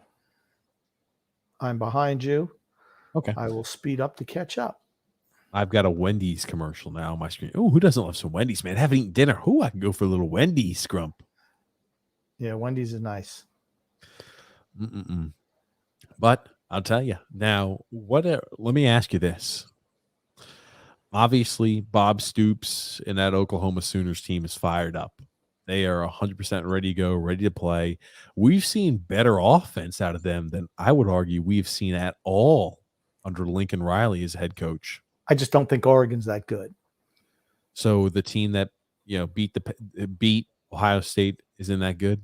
They beat Ohio State 12 weeks ago? Still, teams change. They beat Ohio State away. I'm just saying their defense, it's not like your defense falls off the cliff. I mean, yeah, you're missing Thibodeau, which really hurts, and you're missing pieces. But I'm just saying, Grump, this makes me wonder how they would have been playing under Bob Stoops as compared to Lincoln Riley. And I wonder if the guys have gotten up more for this game because it is Bob Stoops coaching. All right. They were 10-2 or 11-2. I don't understand. Again, the fact that you don't think that he's a good coach. He went 11-2 or 10-2 this year. I'm saying their offense has struck. They have looked freaking dominant. Would you not agree? Oklahoma Sooners have looked dominant today. They're able to run the ball. I don't think Oregon's that good. That's what I'm saying. They're a Pac-12 school. They're not that good. It's the same thing you're going to see tomorrow. Michigan State is going to steamroll Pittsburgh. Pittsburgh's not that good. The ACC is not that good. Well, the Big Ten was really good this year. And Oklahoma's just better than Oregon. I mean, Oregon came out and Oklahoma, they had a couple little mistakes, the turnover, then that big penalty, and then they got punched in the mouth with them running the ball, and that was it. And the head coach is in over his head. Well, here's the thing. Bob Stoops knows how to coach these games. You talk about, right? You think they're going to get steamrolled. Well, Pittsburgh is going to be without their starting quarterback. Nick Patty has played before, limited downs, but he's no Kenny Pickett, that's for certain. You talk about Michigan State. Oh, they're fantastic. You know, the Big Ten. He played a lot of great and tough competition. I didn't say they were fantastic. I just said they're better than the ACC. Big Ten's better than the ACC. It's a down year for the ACC. Clemson, who's been dominant, been the only team in the ACC, had a down year this year. They were 10-3. Down year. Pittsburgh beat them. But I will say this. Michigan State, you look at the teams, right? The biggest win, obviously, is against Michigan. I'm just saying, man, you know, they got pummeled by Ohio State there towards the end. I think Michigan State's a little more one-dimensional. And I'll tell you, I know you don't watch any Pittsburgh game. Pittsburgh is the number one run defense, or one of the top rush defenses in the league. It's because they also have the most sacks in college football to date. So you're right, when you get a lot of those sacks, the rushing yards are going to be a little lower. It's a little deceptive. But you know, you take their quarterback out of the game, they're going to be inept offensively. Really? Yes. You're hyping this kid as a top 10 pick. You're taking a top 10 pick in the draft. I'm not saying he's a top 10 talent. I'm saying quarterbacks always get overdrafted, though. And because of that reason alone, you're going to see this kid being a top 10 pick in Kenny Pickett. Okay. He's the focal point of their offense, right? Safe to say? Oh, yeah. The offense goes as he goes, right? Yeah, for sure. He's out. He's the best player on the offense. You're not going to be anywhere near as good as you could be. I'm just saying. You can't take a kid who was a Heisman Trophy finalist out of the lineup and expect your offense to be as productive. It's just not going to happen. And Michigan State can run the ball. That's one thing. They can run the ball. Pittsburgh is a very, very good rush defense. It's the one. Maybe it'll be 0-0 then. I don't think that's the case. But, you know, I think that Michigan State probably has the advantage in the game. There's no doubt about it. But I'm just saying you can't write off Pittsburgh just because they don't have the quarterback. I think the team in general is a pretty complete team. If Pickett and everybody was playing, you know, maybe it's a different story. But you know, it does hurt, obviously, having your starting quarterback that's out. Now, did you happen to watch? He wasn't out. He bailed out. There's a difference. He quit on the team. He didn't quit on the team. He did. He did. He said, "I'm not playing the bowl game. The team is not as important as me getting ready for Kenneth Walker, the star running back from Michigan State, opted out too, right? I don't care about him. Doesn't fit my narrative." Yeah.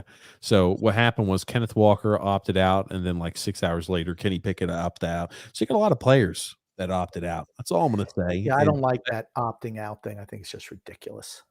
Well, all I'm going to say here is this. You talk about the upcoming matchup. You're going to be missing some star players for both sides on both sides of the ball tomorrow. They just showed some highlights here of Clemson winning today, 11 straight consecutive 10-win seasons, only behind 1987 to 2000 Florida State teams, which were great, and the 2008 to 2021 team Alabama. So it's not like they're going to be breaking that record anytime soon, with Alabama still in there on a current streak. With Saban still a coach there, I'm not sure they're ever finishing with less than 10 seasons of Saban unless he's towards the tail end of his career. Yeah, agreed. And again, that only happens when his age continues. I mean, because Nick Saban's up there in age, but I mean, he's still. I have a question for you. Tualia Tagovailoa had a big game for Maryland, and they buried Virginia Tech 54-10 today. Is his name Tua Tagovailoa too? No, I know that Tualia. No, his Tagovailoa. Yeah, he's a brother. Yeah, I know he is. But I mean, one of them's Tua. Are they going to shorten the other one to Tua, or is he Tualia? Or I mean, I just think It'll be it's Tualia. okay. But he used to. I thought you were mentioning him because he actually was on scholarship and played at Alabama and transferred away and went to Maryland. I mean, it's worked out well for his career. Well, had to because he wasn't going to play over Bryce Young. That's why he transferred, for no other reason. I tell you, Alabama. You think about it, the change that Nick Saban's had was unable really to have the quarterback, right? That was a missing piece. They didn't have the kicker, and they lacked a little bit in the quarterback department, like the AJ McCarrons and items like that. I mean, they're good, they're okay college quarterbacks, but not great by any stretch of the imagination, and weren't great, NFL quarterbacks either. The last few years, though, Alabama has been able to find it regarding their quarterback play. They've been doing a great job of pitching and recruiting 2 quarterbacks. And look at the last 3 quarterbacks there. I mean, and Bryce Young is going to be the same way. They're all going to be first-round picks, all fantastic quarterbacks, all have won Heisman. So, it's. Well, Mac Brown didn't win a Heisman. Neither did Jalen Hurts. Well, Jalen Hurts was. Mac Brown did not win a Heisman. That's what I said. I was wrong on Mac Brown. But Jalen Hurts, the Tua took over after Hurts. And Tua didn't win a Heisman either. Bryce Young won a Heisman. Mac Brown didn't, and then Tua did. I don't think Tua won a Heisman. He did. Okay. Well, here's the thing. Neither Mac Jones nor Tua Tagovailoa can throw the ball. They both have below average arms, or average arms at best. I'm sorry. He actually did Tua lose that year? I don't think he won a Heisman. He lost to Kyler Murray. That was right. Yeah. So thank you. Okay, you're right. So none of them won a Heisman Trophy except for Bryce Young this year. And I think he's got a better arm than the other 2. Like I said, Mac Jones, his arm is average at best. And Tua Tagovailoa has got a noodle arm.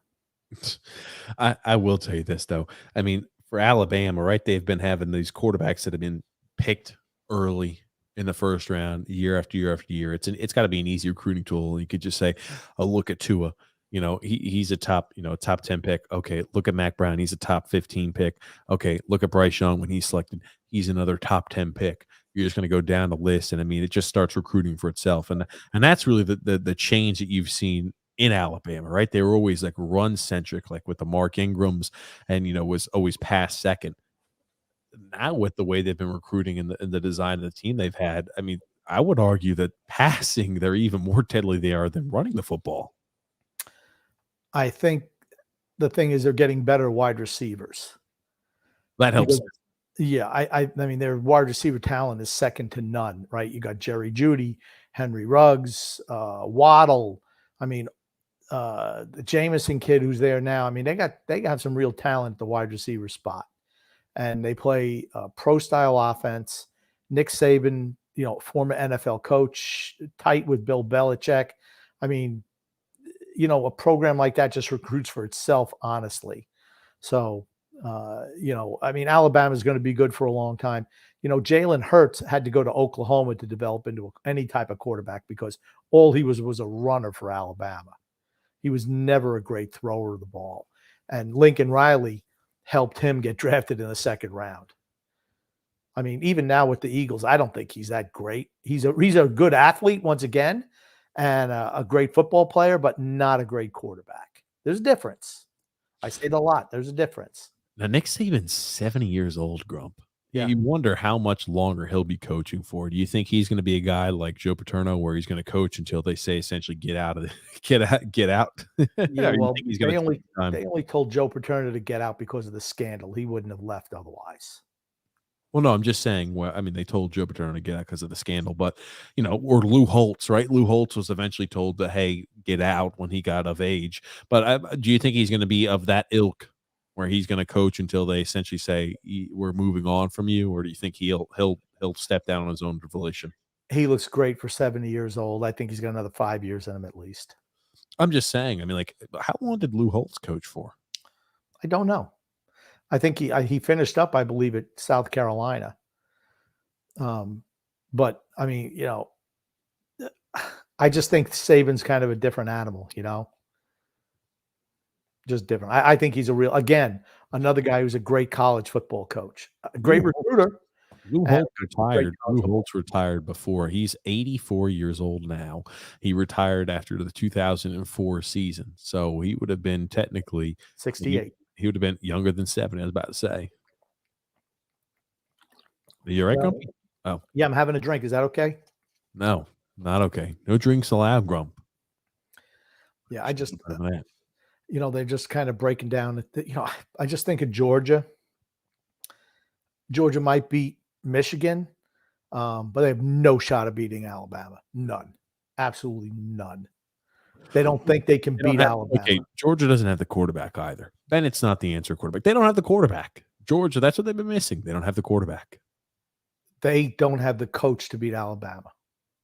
I think Kirby Smart's a really good coach, but until he beats Alabama, that's the final hurdle for him. Can he beat Alabama?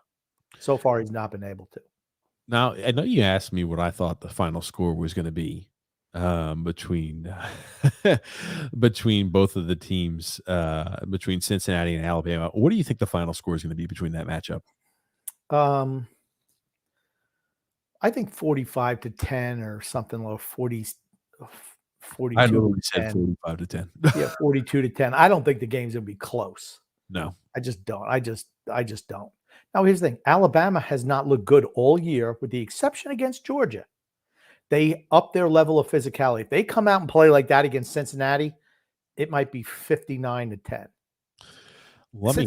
Cincinnati is not very good. What happens if Cincinnati wins? Let's just entertain the idea. In some universe, or let's say Cincinnati wins. What do you think that speaks more to? Cincinnati and the haters, or the haters of Cincinnati like you and I, or does that speak more to Alabama overlooking Cincinnati? That's not happening. That's not happening. I don't know what the spread is, but I'd pick Alabama minus whatever, 14, whatever it is. That game's not going to be close. I watched Cincinnati play. They suck. They're terrible. They played okay playing against below average competition. All I did was I watched the Houston game today. And I'm like, or yesterday. And I'm like, Houston sucks. And they were like the biggest competition in Cincinnati and played them tough. I'm like, in Cincinnati, no less. Well, Grump, during halftime, we do have an ad here to read from DraftKings. Hockey fans, DraftKings Sportsbook, an official sports betting partner of the NHL, has a no-brainer offer that will make you a winner once any shot gets past the goalie. New customers can bet just $1 on any NHL game and win $100 in free bets if either team scores. The NHL got rid of ties in 2005, so someone is going to light the lamp. If Sportsbook isn't available in your state yet, no worries. Everyone can play for huge cash prizes all season long with DraftKings Daily Fantasy Hockey Contest. DraftKings is giving all new customers a free shot at millions of dollars in total prizes with their first deposit. Download the DraftKings Sportsbook app now and use the promo code THPN and throw down $1 on any NHL game and win $100 in free bets if either team scores a goal. That's promo code THPN this week at DraftKings Sportsbook, an official sports betting partner of the NHL. You must be 21 years or older in New Jersey, Indiana, or Pennsylvania only. New customers only. Minimum of a $5 deposit and $1 wagers required. One per customer. Restrictions apply. See DraftKings.com/sportsbook for full details. If you have a gambling problem, call 1-800-GAMBLER. Nice reading of the ad today, TJ. Didn't mess it up. I just find it funny, the Clemson, they won the Cheez-It Bowl today. And at the end, instead of, dumping Gatorade, they dumped buckets of Cheez-Its on the coaches. You saw the Idaho Potato Bowl. They jump like French fries or something like that. Not like actual potatoes, but I think they jump like French fries on the coach. They always do that. It's a new thing. It's ridiculous. It's so stupid. I remember when Gatorade started. It was 1986. to help the Florida Gators recover from the No, dehydration they faced. No. You That's used to see that as the commercial. That's what the commercial used to say no. I'm talking about the dumping of the Gatorade on the coaches. on Henry Carson. Yeah. Gatorade was developed at the University of Florida in 1970s, maybe 1970. But no, you're right. It was the New York Giants dumping Gatorade on Bill Parcells. That started in 1986 when they won their first Super Bowl. I tell you, Grump. But so now let me ask you. We haven't spoke too much about Georgia, Michigan, and before the second half starts, I want to get your opinion on that game, Grump. I'm rooting for Michigan, but I think Georgia will beat them. I don't think Michigan's all that great. I think they played a really good game against Ohio State, but I don't think they're that great a team. I know you thought that Jim Harbaugh should be fired if he didn't beat Ohio State.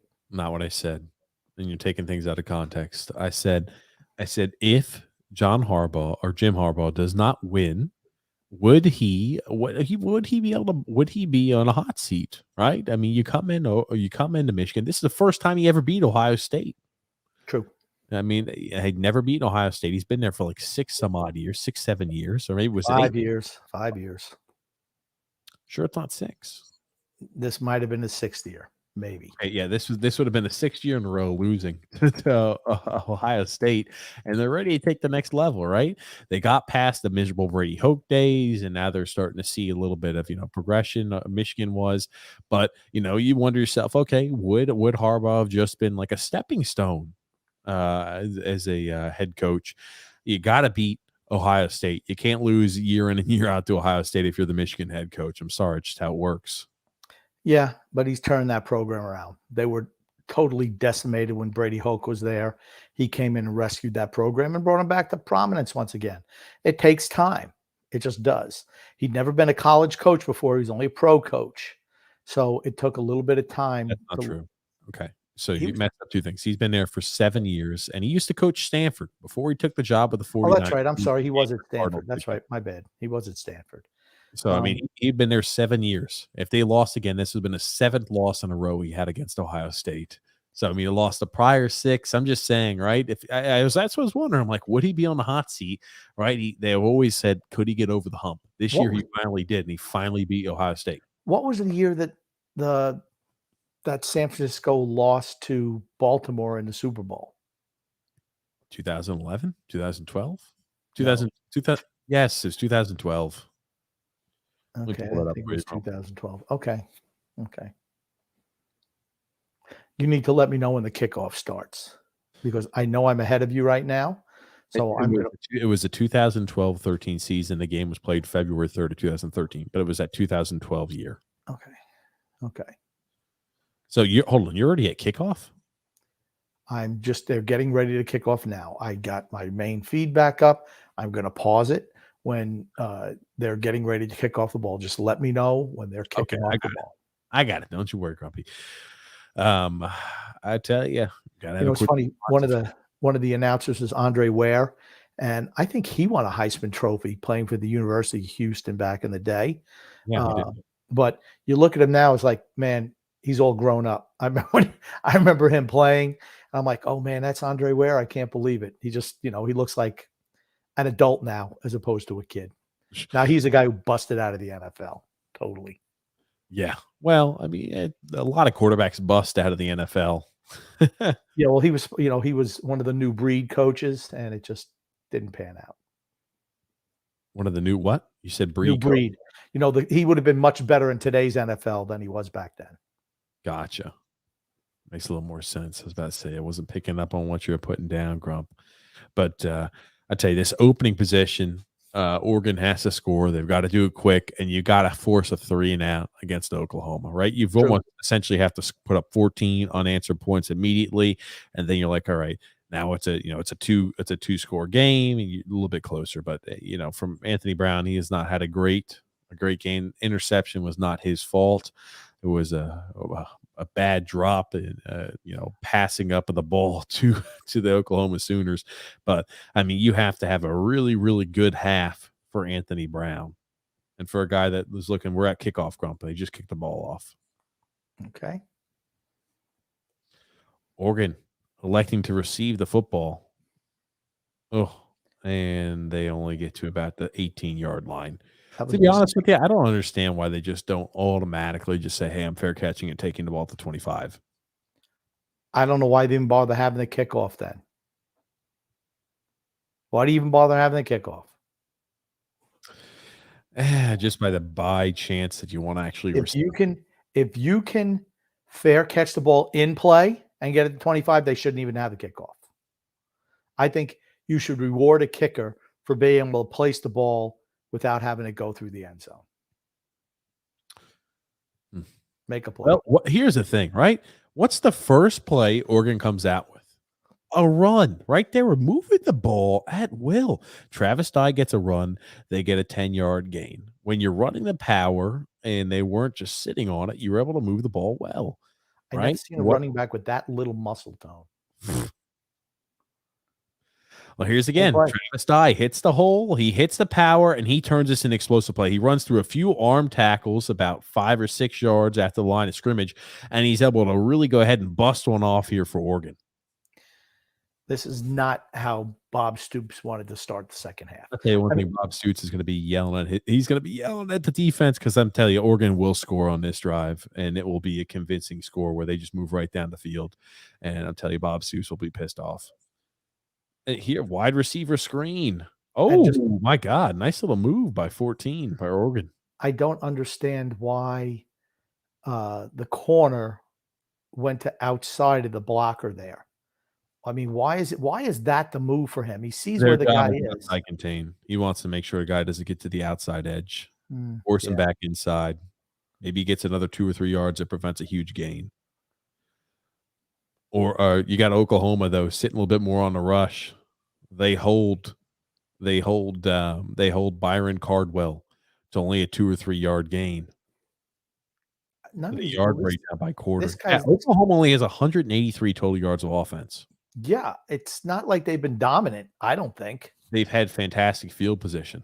Yeah, turnovers. The turnover was a good break for them. They've had the ball, what about like a 40 or 50 yard line on a consistent basis? It seems like they should still have more yards than that. A nice job with the stutter step by Byron Cardwell, and you've got enough for the first down. Oregon moving the ball here to start off the second half. Yeah, to me, they're taking a little bit too much time. You're down 27 points. You're down 4 scores. Yes. You got to put up points. You got to, urgency just has to be there right now.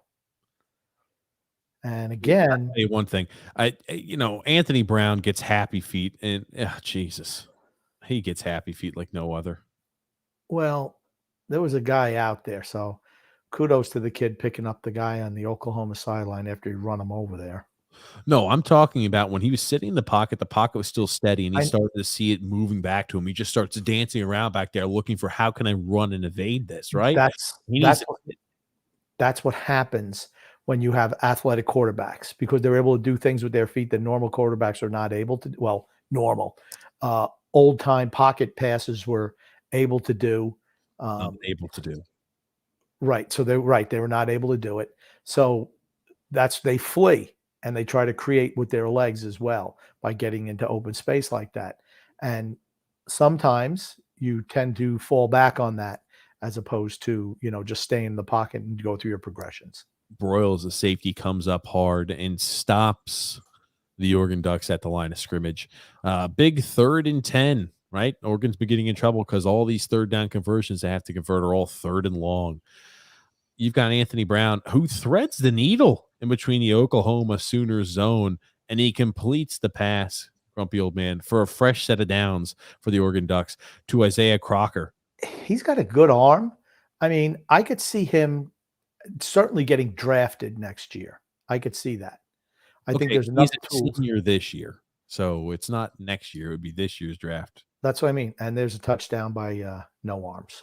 By Travis Dye. Touchdown, hits it up the middle. Again, putting up points. Are they going for a 2-point conversion? I don't know. I wouldn't do that. I wouldn't either. You're just 3 scores down. So it's not going to help going for 2, honestly. Yeah, I was about to say he'll be down by 20, but they're going for the 2-point conversion. Yeah, see, I'm not going to believe in that. I'm sorry. 3 more touchdowns and you're winning. Where I now think they're going to continue to hit these 2-point conversions, but yeah, it's still not going to be enough. well, they maybe are expecting Oklahoma to score a time or two more, so this is how they're hoping to try to cut down a little bit on the lead. That's a trick play, and it works out. That's a pass. It's an odd play. I wouldn't necessarily it's a trick play. That's an odd play to where they hit the they hit the wide out of the backfield, a little backwards pass, and he's able to go ahead and have that offensive lineman out there blocking out deep, and they hit the 2-point conversion. You're still 3 scores down. You're still 2 touchdowns, 2 2-point conversions, and a field goal down.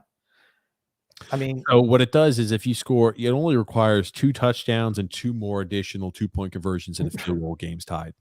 yeah, Not saying it's the right methodology, but that's what they're shooting for. you're still 3 scores down. I mean, I don't doubt that they can score on Oklahoma. They're going to have to be able to stop them. That's the whole thing. They have to be able to stop them.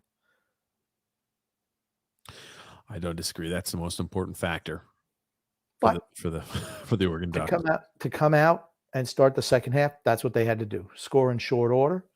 I don't know how much time ran off the clock. I want to say maybe 3 minutes.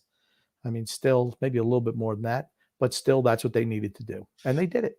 Defense has to come up with an immediate stop for Oregon, right? Ideally a 3 and out to where they're able to respond back quickly. Worst comes worst, you cannot allow Oklahoma to come away with points, let alone a touchdown. I think that really can go ahead and sap any type of momentum that you could have in your favor. Grump, I'll be right back, but give me a few moments. Oh boy. Okay. TJ once again has to utilize the bathroom during a commercial, no less. So now I really have to opine on my own. But like I said, the way this game is going, I don't understand going for the 2 points there. Too many things have to go right for it to pay off. So, they got the first one. Now you got to keep on chasing it. But they're going to have to stop Oklahoma. And how do you do that? Stop the run. Have to stop the run. Again, if you stop the run, if you can't stop the run, you're not winning games, because that means the other team is just dominating the line of scrimmage. They can control clock. And that's the biggest enemy for Oregon. You only have a quarter, and whatever 3 quarters, and you're still down 19 points. So Oklahoma, one more touchdown. Honestly, this game is over, probably for the most part. But we're going to see for certain. Like I said, tomorrow we're going to be doing the Michigan State Pitt game, which starts at 7. I'm expecting a Michigan State win there, and then I believe that we're going to be doing the Bowl Championship Series, Michigan and Georgia. Certainly rooting for Michigan, but thinking Georgia is going to win that game. And of course, Georgia should not, after losing that game, should no way at all should they have been anything but number 4. But there was no way they were going to team Alabama going up against Georgia until the final game. No way they were going to do that. And I think we even talked about that at the time. Yeah, Grumpy. It was odd for certain. I think that Michigan fans have a little bit to be a little upset about. I'd even argue, right? Michigan should have been the 1 seed. So even right. Number two elevates to number 1. They blow out their opponent. They should automatically be number 1. Nope, no way. You knew how that was going to go. They blow out Iowa, who was rated at the time period top 25 teams 42-3, and they stay the same. But what are you going to do? And Cincinnati won their they won their championship. They just stay at 4. I don't know, just not right. Well, you see Oklahoma electing to receive this ball on the kickoff. Just, the one thing Oklahoma can't do is just turn the ball over. I was about to say, cannot throw pick 6, cannot turn the ball over. If you're Oklahoma, you need to keep running the football, continue to tick the clock away, get yards, score in some capacity. And the whole thing is when you're able to run the ball early on, Oklahoma was not able to run the ball early in the 4th quarter. They had to settle for some short passes. I said 4th quarter. I mean, 1st quarter, right? 1st quarter. They had to settle for some short passes. And then when they started, because the pressure was on Williams like immediately, but then they got the running game going, which opened everything up for Williams throwing the ball. See, look at number 66. His shirt is tight, but it's not as skin tight as the guys at Oregon. It's like Oregon shirts are made by different. I'm sure they're made by different manufacturers. Nike. They're Nike. Yeah, Nikes are tight. What can I say? Adidas are tight too. I'm not sure because what Oklahoma uses Air Jordan, right? Well, that's Nike also. Oh, is it? Okay. Yeah. Here's the thing: they just look extra fat in the Oregon uniforms. They look a little more plump. Yeah, it's like, come on. So this guy looks like he's got some serious issues. No, it's. I tell you, you got an Oklahoma player down. We were stretching the foot out. I'm not sure what it is. I'll be interested to see what it is in the replay. I don't think it's a cramp. You'd be usually pulling your toes, and an motion to stretch your hamstring and your calf, but that is not what they were doing out there. I'm interested. I think that was number 0 who plays defensive back for them. So that would be a loss on the back end for certain. Yeah, you're talking about Roddy Washington. Yes. Or Woody Washington, I'm sorry. I'll go with you with the names. I'll just go with the numbers. Okay. Unless they have a 0 on both sides of the ball, which I know college tends to do. Sometimes you get it where it's odd, where the players will choose the same numbers, but the one will play offense, one will play defense. It always gets me scratching my head. Yeah, me too. Just one number for every guy. They don't have 100 players on the team like they used to. Well, they usually with walk-ons, they usually have like 90 plus. UCLA had 95. You usually have like 100, around 100 players. You don't travel with 100 though. They don't have 100. Around 100. They don't have 100. Everyone can get a number between 1 and 99, or 0 and 99. There are 100 numbers they can use. Fair enough, Grump. Should not be doubling up on those numbers. If you're Oklahoma, what are you doing coming on your first offensive drive? I'm coming out throwing the ball on first down. Really? Yep. Something short, something just start the chains moving a little bit, then go back to the run. I don't know, man. If I'm Oklahoma, I'm running the ball. You ran the ball at will on Oregon. Don't give yourself the start, behind the chains or 2nd and 10 due to an incomplete pass. Well, or you take a sack and take a loss. I mean, run the football. You've been running the ball at will. It's the same exact thing I said with Oregon, right? How did Oregon move the ball downfield? Via running the football, which they completely abandoned after having success on their first 2 drives. And we're going to keep throwing the ball. Here's the difference. Oklahoma was looking for the pass with the team down by 27 points. So they were looking for the pass. Where here, Oregon's going to be looking for the run, figuring, okay, they're going to try to run the ball, run clock. That's the way they're thinking. So you come out and throw the ball. It's early to be saying I'm going to run clock already. They want the clock to tick. Don't get me wrong. And here's the thing: if you're Bob Soups talking to Caleb Williams, you tell him, hey, let's just make sure we're using the entirety of the play clock. Ooh, did he get knocked out? What happened? No, he wasn't knocked out. I don't know it's Lawrence. I don't know who he is. Number 12. They bring him into the tunnel. I tell you, whatever the heck they call it. They call it the tent. Yeah, I don't know why they have to put him in a tent. I like when we can see what's going on with them on the sidelines.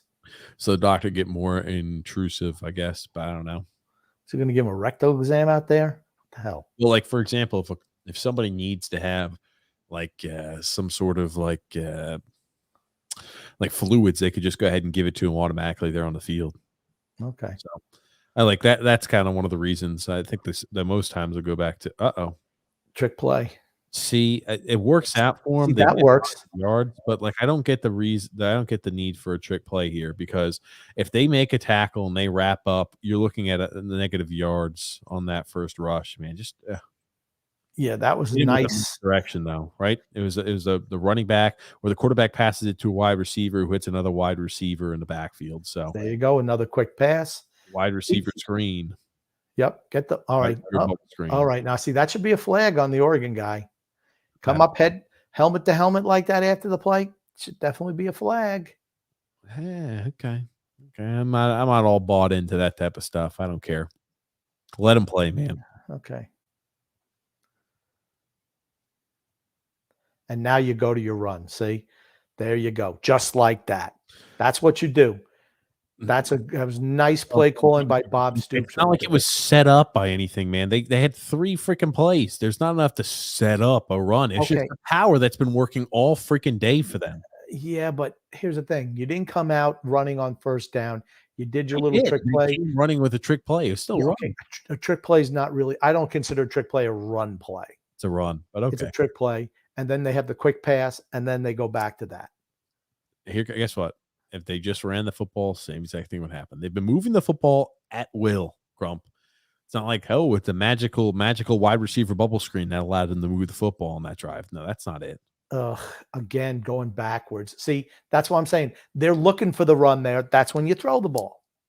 They're looking for the run there. Eric Gray, again, the transfer, he's looking to go ahead and hit a home run on every single play after the big run he just has, right? Find the front side. Keep finding yards where you need them and where you can, right? Now you're at 2nd and 11. Oklahoma has 241 yards rushing this evening, and they've got 10 rushing yards per attempt. Okay, I'm gonna say that the yardage they put up there earlier was wrong. You don't think they have 241 rushing yards? No, I thought that when they said they had 185 yards total yards at the end of the first half, I don't believe that. They had a huge touchdown. Something was wrong with that. It could have been. It could have been wrong. I was about to say, I wouldn't put past them, Grump. This is ESPN we're talking about here. That's true. Well, 3rd and 4 for the Oklahoma Sooners. They want to come away, obviously, with a touchdown and to kind of squash any type of momentum that Oregon's building. Oregon needs to have the bend don't break. They need to prevent a touchdown. If you come away and only give up 3 points, you're in much better shape. Oregon desperately needs a stop here on their defense. Oklahoma's working with an empty backfield. You wonder if Caleb Williams is going to run the ball. Oregon trying to put pressure on him. He hits the man on the outside edge. You've got a touchdown for Oklahoma. It's almost like he sneaks to the outside edge. Oregon's defensive back not ready for that. If they were a little bit more aware on the back end. Oh, well. They were not. He was caught staring in the backfield. 32 was caught staring in the backfield. I would like to see that one again because it's one of those to where with the design, it's designed, grumpy old man, to I don't know what's going on your side. It's designed. I muted you. It's designed to provide some sort of like pick almost, but there's a good job there by Oklahoma, able to convert on that 3rd and 4. They come out, they answer immediately back with a touchdown. Nice cowboy hat for that guy there. Yeah, well, that's what they've been wearing, Grumpy. That's what they've been wearing. You know, it's funny. You see these guys, the flag boys or whatever the heck you want to call them. They run around whenever they score. I remember one year I was doing stats for the Carolina Panthers, and the Panthers were miserable on offense. All of our flag guys were all fat by the end of the year. They didn't burn anything off running around out there. Good gracious. Drill saying, yo, had to tune out for a bit, but I was selected to be a caller on a massive Knicks radio show, but I'm back now. And Knicks came back and won tonight. Drew was talking mad smack about them. They came out and won tonight. There it is. There it is. Oklahoma back to a 20 or well now 26-point lead advantage. 26-point lead over. So you're back to that 2-point conversion did really nothing for you because now you're another 4 scores down. Any way you cut it, you're 4 scores down. 3 touchdowns with 3 2-point conversions and a field goal. So you're 4 scores down. Grump, you're 4. I guess you're 4 score down. But like if they did, holy hell, he just got lit up. Huge hit by the Oklahoma Sooners kickoff team. If you think about the pregame where you saw who looked how. The OPC is 0-4 in bowl games. Yeah. I don't think they even matter to them, honestly. They don't. Big 12 is going to be 2-2 after today. The Big 10's 2-0. What conference does miserable Cincinnati play in? Is that the American Conference? The American Conference. They'll be 1-1. Oh, looks like the little he was down. He was down. Come on, that's right. Well, here it is, right? You're gonna call him down. He was quite clearly down.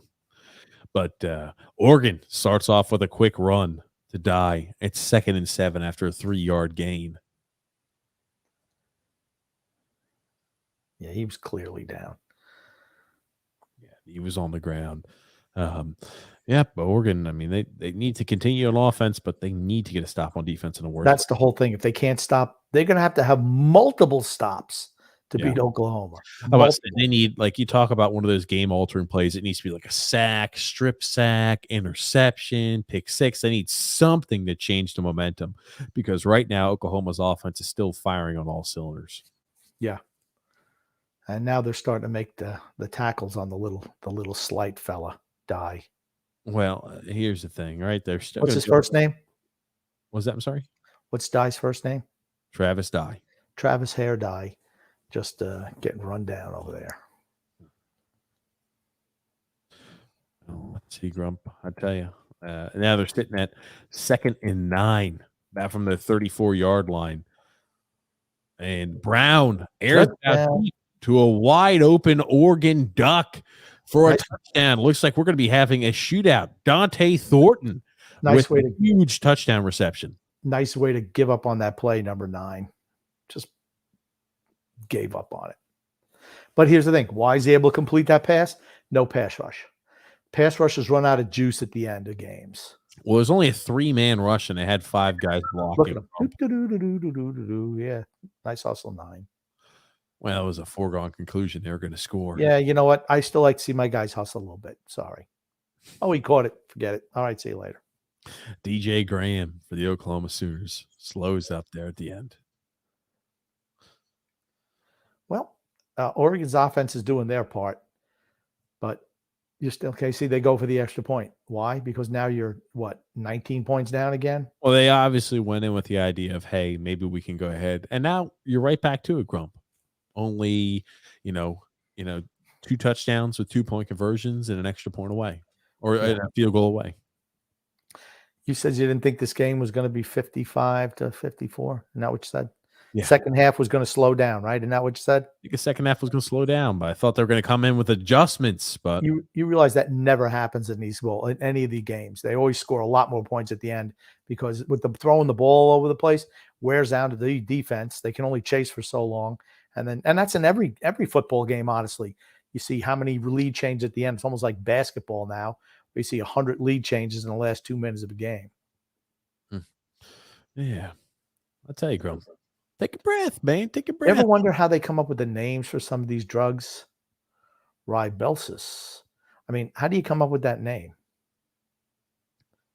Maybe, I don't know. I feel like they just like elements on a periodic table or something like that, or part of it. I don't know. I just wonder if they just throw let's make this one 10 letters. They just throw 10 letters in a hopper, pull out 10, and then they kind of piece them together that something makes some type of sense. Or they pick random last names of the individual who created the drug. Okay. I don't know, though. But don't take Ribelsis if you're pregnant or plan on having children soon. Well, yeah. Let's get back. Let's talk some football instead of, drugs. Jesus Christ, Grumpy. Now, let me ask you this. Your Georgia, what type of game plan do you have against Michigan? Because I feel like, on Friday, that's the big game. I feel like, Alabama, Cincinnati is all but completed.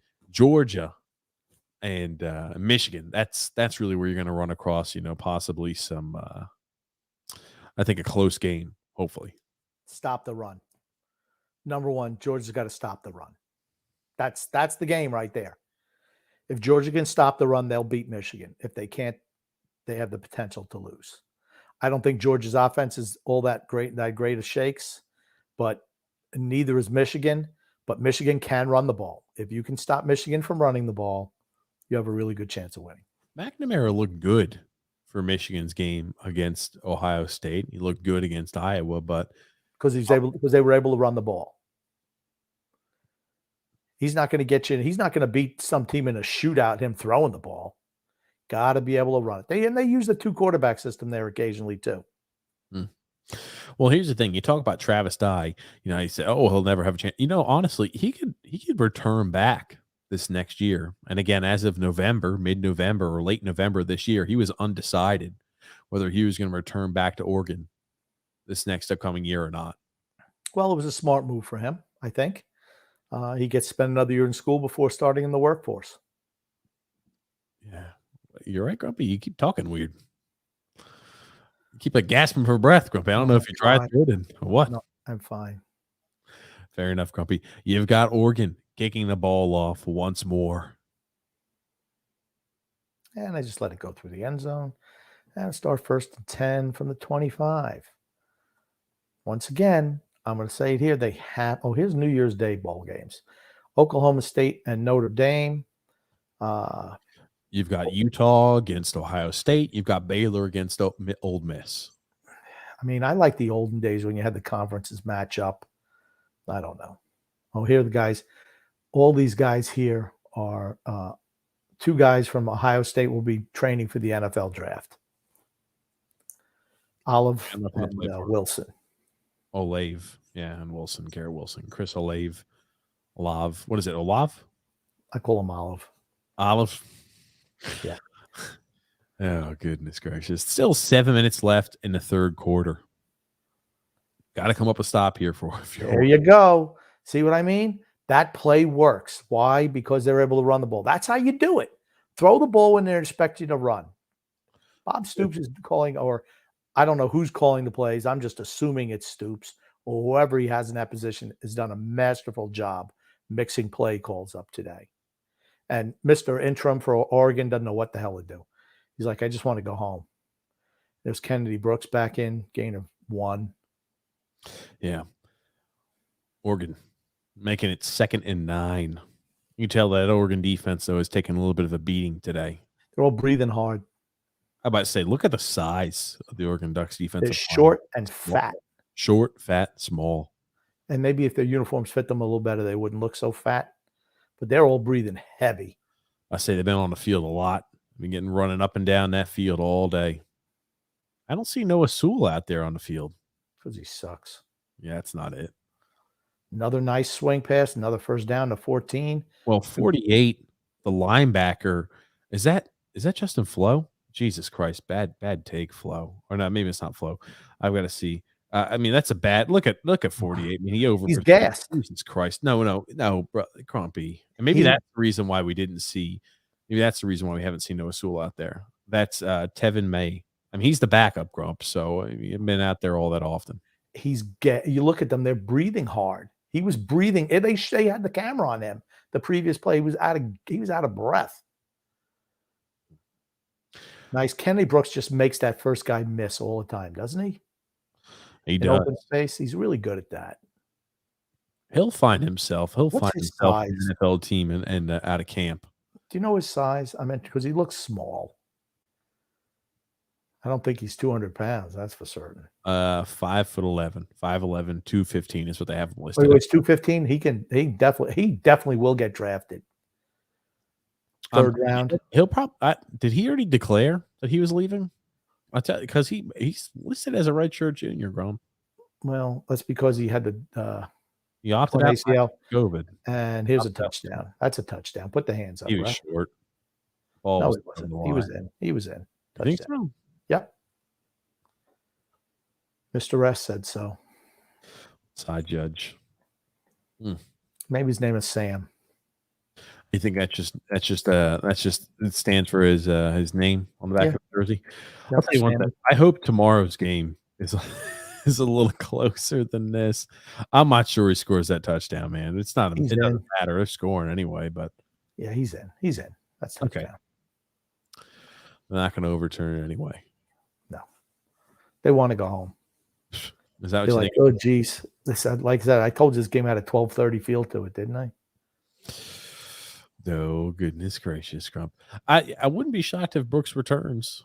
I mean, this is only his 3rd year playing. He played in 2018, 2019, didn't play in 2020, played 2021. So yeah, but you don't know what the offense is going to be. You see, that's the whole thing. You don't know what type of offense Venables is going to bring in. Okay. I mean, if you're looking at Oklahoma, you're looking at their offense, right? Left tackle, Anton Harrison, he's a sophomore. Marquise Hayes, the left guard, he's a senior. He'll be gone. You got Andrew Ram. He's a center. He's a sophomore. You've got Chris Murray, he's a senior, and you've got Tyrese Robinson, he's a senior, but you got guys ready to step up there behind. Grumpy returning 2 of the 5 starters, and again, Caleb Williams ideally will be, better as a sophomore than he was as a true freshman. If he's a better quarterback and a better passer, it's going to also open up more options and opportunities for you in the run game. Yeah, but schematically, you don't know what their system's going to be. Oklahoma scored in the last 7 drives. Jeez. I think that Oregon needs to change that if they have any shot of winning. Every single drive, too, is like 5 or 6 or 7 plays. It's always quick, big plays, and a lot of yards. Yeah. I'll tell you one thing. If you were like betting on how many points were scored, I'm not sure what it was looking like in Vegas, but you might pick the over. Mm-hmm. You always pick the over in the games like this. 2 teams with, even though Oklahoma hasn't played prolific offense this year, those are the type of that you always pick the over in games like that because they're usually blowouts. Like Alabama, Cincinnati, over for certain. The only game that's maybe an under is Michigan and Georgia. Really? You think so? The only one. I don't know what the over-under is, but that's the only game that has a shot to be an under. Okay. Fair enough. And I'm not saying it's going to be an under. But here's, oh my God. I'm telling you, he gets happy feet and he misses a wide open receiver. Yeah. I tell you, Brown gets happy feet back there in the pocket, starts dancing around. He doesn't have solid footwork and he overthrows the Oregon wideout. I tell you, that's one he wants back. Yeah. Nice. I just can't get over the mouth guard and the helmet. And a lot of them do it. Well, there's my pal, number 26, hair dye. Nice little wide receiver screen. They get downfield. He's able to pick up the first down. Oklahoma's fine with that. Just run clock. I was about to say, that's the enemy right now. It's the clock. It's not the score. Obviously, is the enemy, but man, the clock just keeps on ticking. You think Oklahoma puts up 60 today? I do. Yeah, my God, they only need 16 more. Yeah, well, they're not going to be going for 2, so they're going to have to score 3 more touchdowns. It'll be in the 50s. I don't think they'll get 60. It'll be in the 50s. I just remember, man, when I was a kid, Oklahoma wins 72-10. I remember them beating Oregon 72-10 one year. I was like, yeah. And they just ran the ball. Wishbone, run the ball. And there's Brown running. Brown. I mean, he gets the first down. Jesus. He gets the first down, but you just kind of wonder if he thinks, all right, let me go ahead and sit in the pocket. The pocket was still there, but he's like, oh, I got an opportunity to run. Let me go ahead and try to take off. That stuff doesn't translate to the pros. I mean, this is a guy who definitely has the run first mentality. Well, I don't think he's got the escapability of some other quarterbacks, but I mean, that's a lot of Jackson does that. And, Kyler Murray way down turn. Oh, that ball. What a catch. Holy, was that offensive? Oh, I mean, he went in and out of bounds without being touched. Really? Oh, they're referring here to the refs. So they're just going to say it's an incomplete pass. Was he forced out of bounds? Did he reestablish position? Oh, maybe a little bit of a juicy. I mean, there has not been many flags thrown in this game, especially not. I think it's the first flag of the second half. Drew L saying Oregon just looks like trash though today. Yeah, and there's a big country. One of the refs out there, Mr. H. That's Harold. Oh, Harold, not the head judge? Yep, there's Bob over there. Mm-hmm. Incomplete pass. And there's Rick. He's going to tell us what happened. This is that. I want to see if he was pushed out. Did he reestablish position back in bounds? No, he's not pushed out. No, he was just he's not pushed out. Nice catch, though. Let's be honest. That's a nice catch coming back. You can't. You're not calling pass interference there. No way. No, I'm not saying. I'm just saying, like, if you were able to reestablish, as long as you get your feet back in reestablished position, it should have been a catch, but he did not. The over and under for Georgia Michigan's 45.5. I bet the under in that game. That's an under game. That's gonna be like an old timey football game. A lot of defense. They're both running the ball, playing solid defense. Yep. Michigan won't blow out Georgia, but Georgia could blow out Michigan. What the hell is the ref waiting? Come on, man.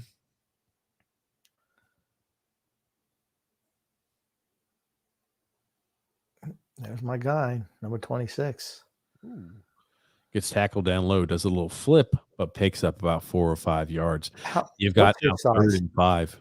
What's his size? If Kenny Brooks is 215, this kid's got to be what, a $180? Oh, come And on. He's listed at 190, 5'10", 190. yeah, he's not that big. I guarantee you he's not that big. He has, I mean, He's probably about 5'9". he can't block anyone. Oh, see, you got to make a better tackle on that 10. That's why grab him up so high. He's bigger than you. Go around the waist.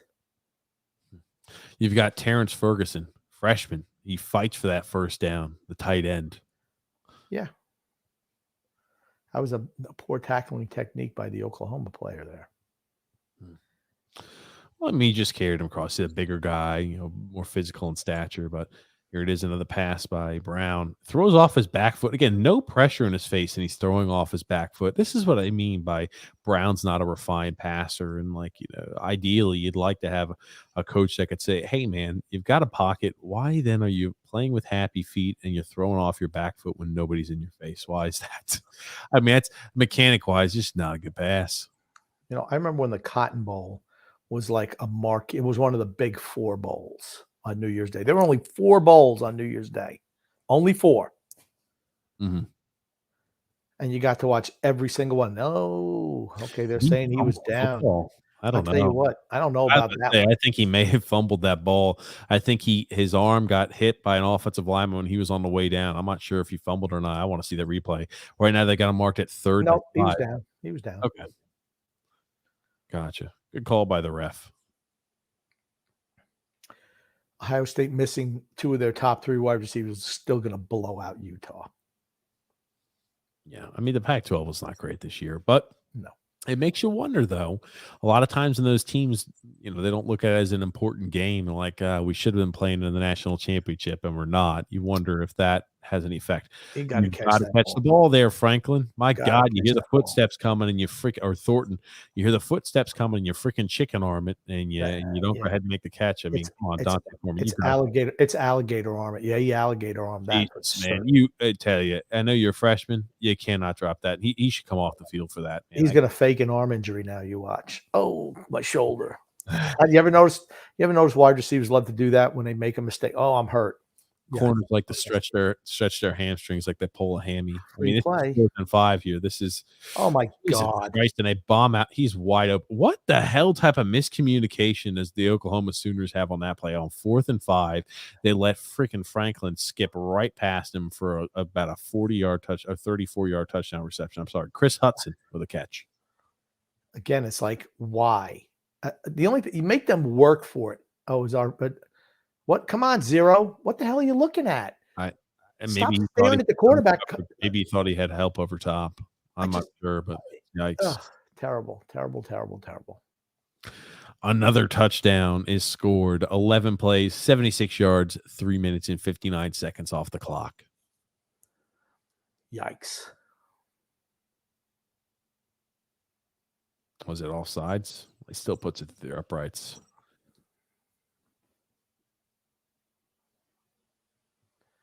Yeah, go ahead. Call him over the side. I'm sorry I'm a shitty coach. But don't worry. I'm out of here after today. No, he's not out of there. He's still going to be coach on team. Drew L saying, who's that wide receiver from Oregon that looked like Amon-Ra St. Brown right there? Was that Thornton, I think, right? Hudson? He's actually played pretty good. Amon-Ra St. Brown has played really well for Detroit this year. One of those guys that had been a real shock. You didn't expect him to play as well as he has so far. Well, like I said, when you play on a shitty team that has no weapons, somebody's got to stick out, and he was the one. I mean, they had running backs that have played well. The running backs are a weapon, grumpy old man, and they've got who, Detroit? Hawkinson. Yeah, Hawkinson's good. I mean, the running backs in Detroit are good. DeAndre Swift. Who's been hurt the last 3 weeks. Okay. For the year, though, he's played well. And they're what, 2-11? I'm not saying they're a good team, but players, believe it or not, you can have players that produce on bad teams, Okay, you got to say it again. Ugh, what a terrible kickoff. Kicks out of bounds. They'll be You taking that can't kick the 40-yard ball out of line. bounds. Yikes. Can't give him the ball at the 40. Can't do it. Their kicker obviously is not fantastic. Looks like his leg is out of juice. Oh man, oh man. I mean, TJ, who else besides TJ Hawkinson, Josh Reynolds did the Lions have? Terrell Williams, Williams, DeAndre Swift, and Hawkinson. Those are the options. Williams was out all year. He didn't play. And now he's back. No, he's not. Terrell Williams is on injured reserve. He's been out the whole year. He's out the whole year. Gotcha. I mean, DeAndre Swift is a good option out of the backfield, and Hawkinson's a good option. They obviously need some wide receiver help, but they do have options. Well, that's what I'm saying. No one stepped up for them. It was Brown, and it was like the last 5 weeks. There's a reason why they're freaking bad. They have no talent on that team. They're like the New York Islanders of the NFL. They're not that bad. Yeah, they are. I'll be interested to see what it looks like. The whole thing is if we had Dan Campbell as a coach for the Islanders, we'd be just as bad. Really, you think? Yeah. The Oklahoma Sooners have the ball. They run the read option. And here's the thing, right, Grump? They didn't need to do anything special. They didn't have to start off with the pass. They didn't have to start off the play action. They just run the ball right down Oregon's throat. Yeah, I like to do that. I like to get the team back on their heels a little bit. It's worked. The first 2 drives, it's worked. Let's run the football. Don't need to do anything special. There you go. Nice pass. The read option. All I'm going to say is, I mean, that's a nice throw, though. It's a good catch. It's a hard pass, but I mean, and it's a good job by the wideout fighting for those extra yards. It was a good pass, but I mean, it's one of those ones that, he is covered. He is covered. I know that's his read man. That's the guy he's supposed to pass to, but he is blanketed. He completes a good firm pass to him, though. Yeah, that's a really good pass. Really good. Mm-hmm. That'll be the end of the third quarter. Bob Stoops has to be happy. We're up 19 points going into the fourth quarter. His kid caught a touchdown pass. I don't think he's been out there since, honestly. He shouldn't be either. Honestly, in tight games, he's like their third down wide receiver. That's what he is. They haven't been in a whole lot of third downs recently. I am hoping they put 60 on Oregon.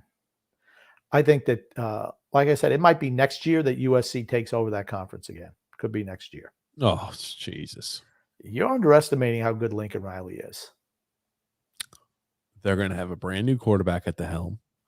Slovis transferred away. Clendon Slovis transferred away. He transferred to Pittsburgh.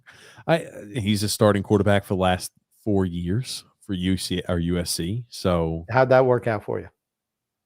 For what? For USC. How'd that work out for them? Well, he sucks. He's going to Pittsburgh. Think about how shit he must be. They had 10 years. They had 10 wins last year. How many wins did they have last year? 7. No. USC? I don't think they. How many wins they got? 7, maybe 8, maybe. They've not been very good. That's why the guy lost his job. They've absolutely turned the page, though. Instead of having a bunch of 5-1. They were 5-1 last year. They only played 6 games. Yeah, that's right. And then 8-5 the year before. This year they're 4-8. Yeah, okay. So they were shitty. He's going to turn them around.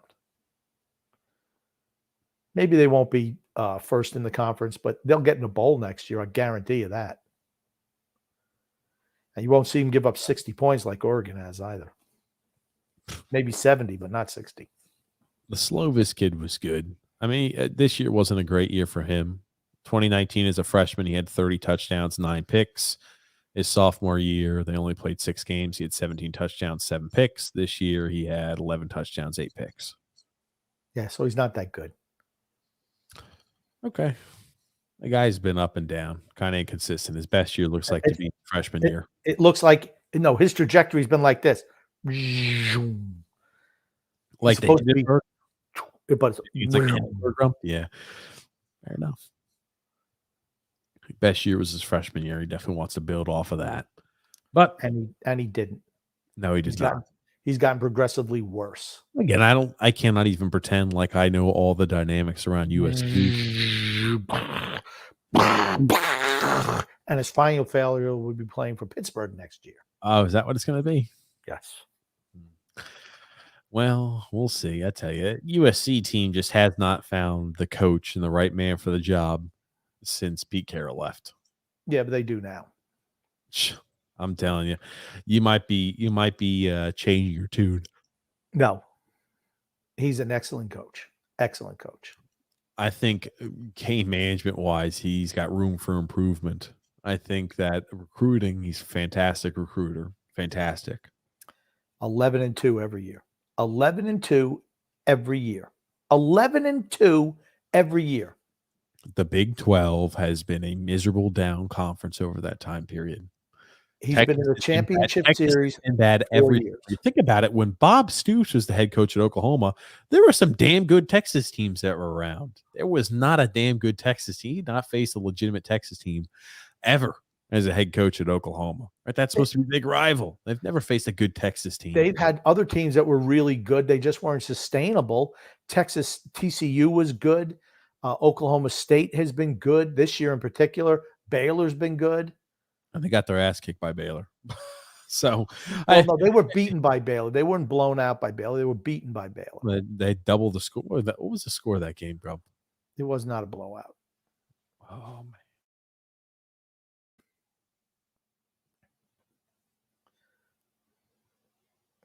They're just going with the run right now. I say, why change it?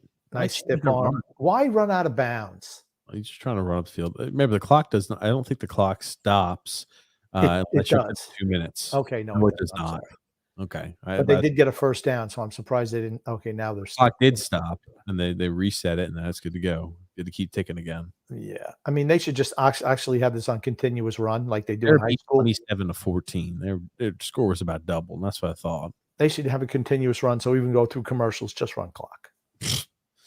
I was about to say, well, right now it's if Oregon, your defense, you're just kind of thinking if Oregon's on their sideline, it's like crap, this game is over. You wonder if Anthony's going to go ahead and take a few plays off, or if they're going to go ahead and roll out backup quarterback perhaps. I wonder if Anthony Brown might take a few off there towards the end, and maybe they're going to try out Ty Thompson depending how things continue, because the clock's just ticking down. Oh, there's Venables. Yeah, I wonder if he just flew in this afternoon right after the game. No, he was not. He was not in Clemson. No, he's been here. Gotcha. If they were in the championship series, he would have stayed, but he needs to get a jump start on what he's doing. And recruiting wise, I'm sure. Let's see how good of a recruiter he is. We'll see. We'll see soon enough. I'm sure he won't be as good as Lincoln Riley. He gashes that defense there for. There's going to be a hold. I'm sure. You never ever saw a hold on a running play. It's because, first of all, blockers were not allowed to grab onto jerseys in the old days. You just had to use your hands to push them. You grab them anywhere, hold. Made it real tough to pass block and run block. They used to block like this with their arms like this. Well, that's back when football was primitive, man. Yeah, it was a little bit more fun to watch, too. Much more violent. But much more violent for certain. I'm not sure it was more fun. That was fun.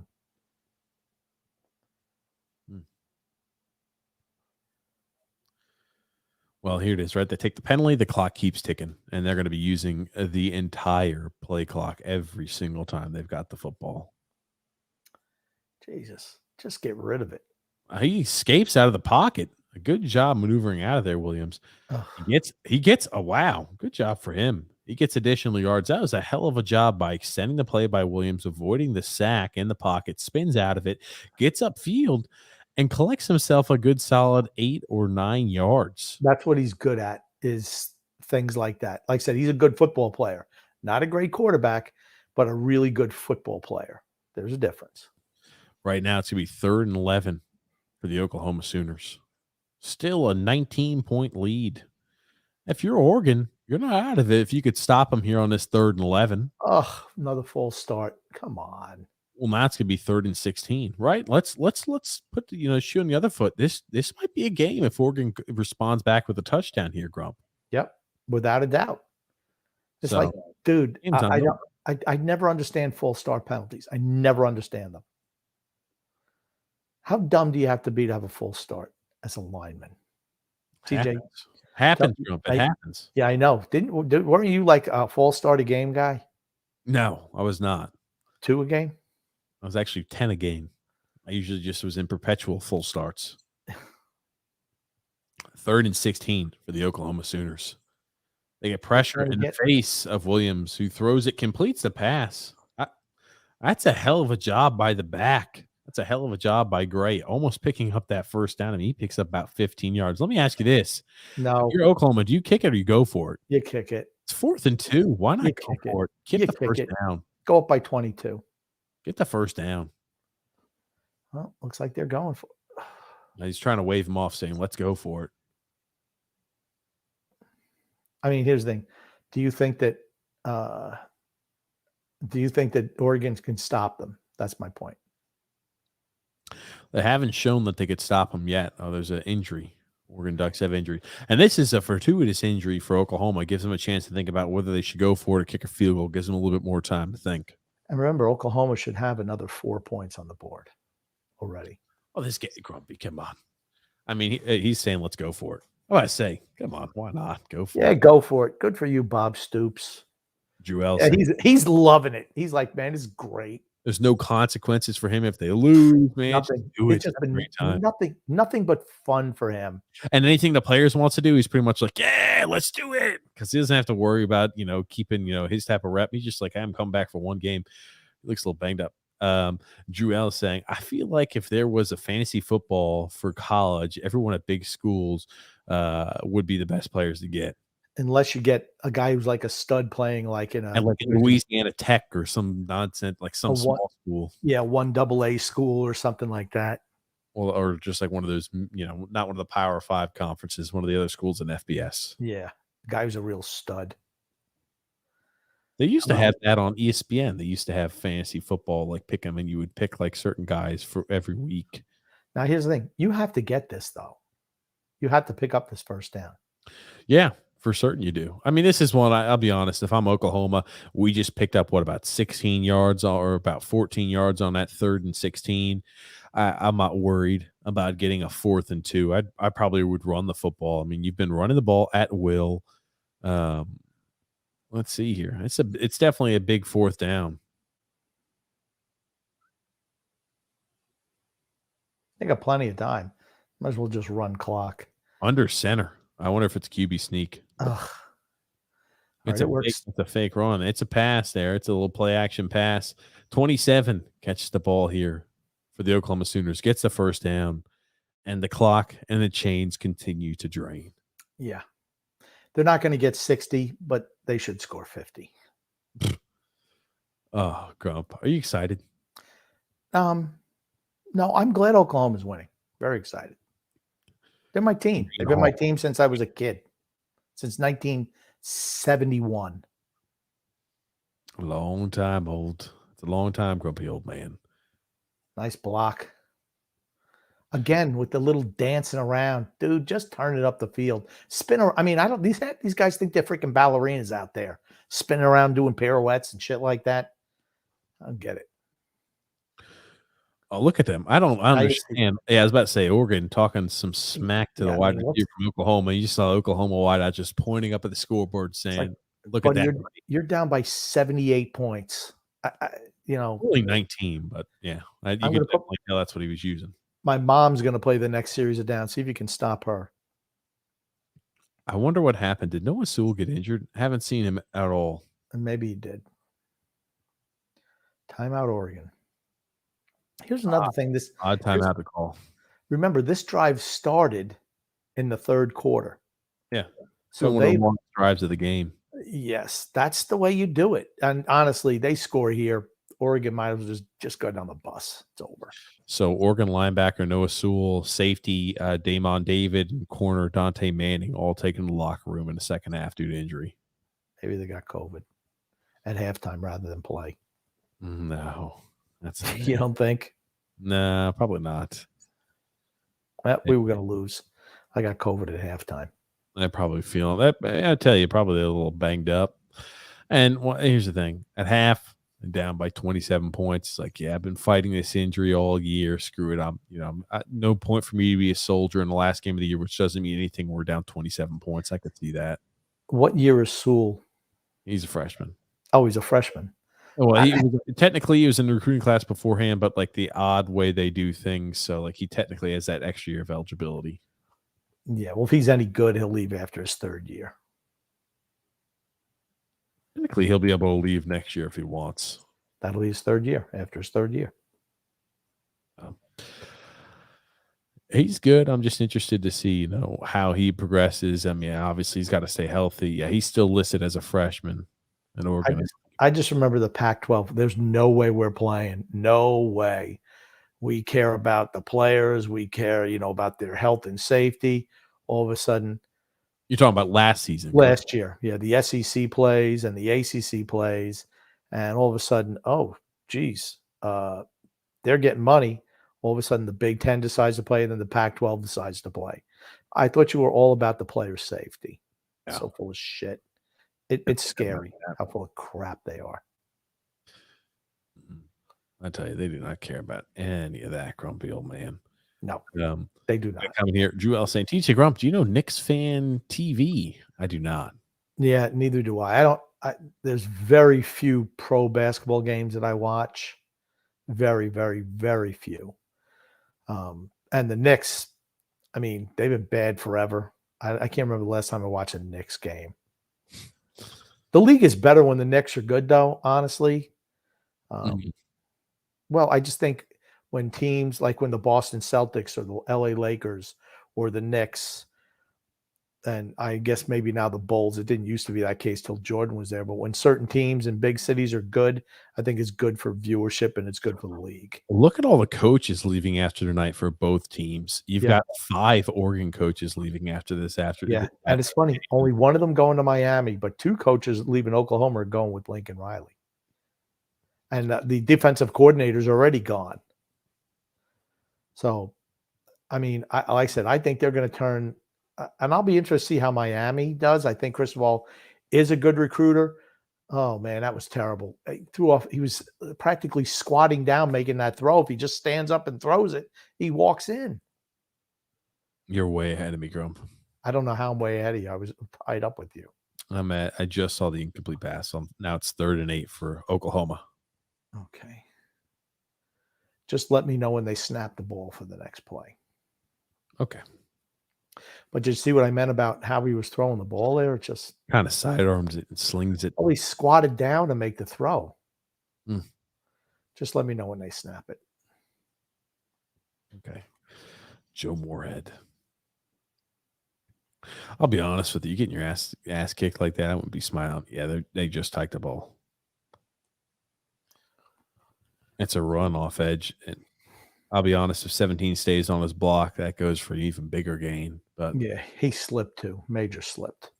I mean, Marcus Majors, we haven't seen much of Marcus Majors tonight. So you wonder if they're starting to kind of get deeper into the backups chart and the backups now that the game's kind of. Yeah. They'll go for a field goal here, I'm certain. I'm sure they're not going to 5. Yeah, I'm sure they're going to kick the field goal. And here's Mr. I'm lost. Well, he's an interim coach. He's not ready for a job like that.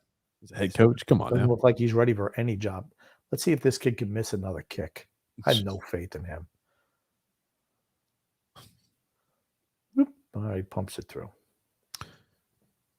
Gotcha. He just puts it through the uprights. 8 minutes and 56 seconds remaining. Grumpy old man. But what does that drive do, right? Not only did they put 3 points on the board, which are kind of inconsequential at this point, up by 22, but it burned like 6 minutes off the clock. Yep, exactly. I mean, that's to me, that's the death knell for Oregon right there. Mm-hmm. They're not going to score. They're 3 scores and 2 extra points and 1 2-point conversion from a tie. Just not happening tonight for Oregon. I wonder, what the attack plan is for them. If they're going to see, some younger guys, they're going to be reaching down into the youth of the team to say, hey, let's see Ty Thompson. Let's call a timeout. We'll have, Anthony Brown leave the game. Let's see what Ty Thompson can do. I'm interested to see that. I always think it's a good thing, particularly the last game of the year when a game is over. You just kind of, hey, and I realize a bowl game's a little bit different, but you like to get guys who are seniors, just have them come out, maybe 1 or 2 at a time, and just get the cheers of the fans. I think that's always nice and special. And it's funny. You know, a lot of people were on there, you know, their Oregon fans online were asking, hey, you know, Anthony Brown has been miserable today. Why not give Ty Thompson a chance? Let's see what Ty Thompson can do. You're seeing a lot of those calls. So I'll be interested. I mean, the guy was one of the highly rated, you know, recruits. I think he was a top, you know, 50 recruit in last year's class. He's seen action, I think, one game so far this year. Or I'm sorry, he's seen action. He's thrown only 7 passes, but he has not seen much action from Field Man this season. Only 3 games. Yeah, well, he's going to get a lot more action next year. I said it'll be interesting to see the direction that both of these teams take. Very It's going to interesting. take more of an offensive or defensive minded direction. Is that what you're talking about? Yeah. And are you going to change what they do offensively? You know, is it going to be a different scheme? I'll be interested to see. They'll be fun to watch. I think Oklahoma's definitely going to take more of a defensive minded approach, right? It's what I'm figuring. They started tilting toward that this year. I thought their defense was much improved from previous years. And it's because Riley's last 2 recruiting classes were strictly for defense. So I thought just kind of see that change occurring. But still, that's a conference where you have to score. You got to put points up. And I think Williams will improve. But it all depends on who his coach is going to be. That was Riley's bread and butter. Honestly, he was right there. I'm sorry, I forgot. Jeff Levy was going to be the offensive coordinator for Oklahoma. I know I mentioned it earlier on. He's going to be the highest paid coordinator in all of college football.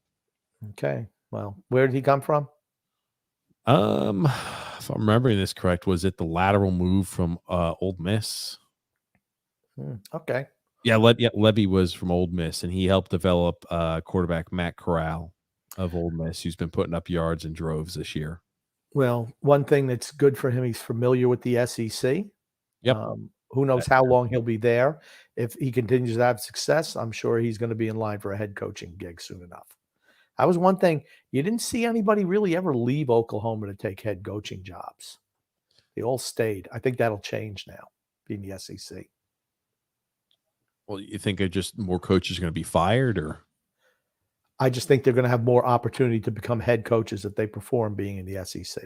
Do they have to worry? Does Oklahoma have to worry now joining the SEC about becoming like a Tennessee? No. They get anybody from Texas and Oklahoma that they want.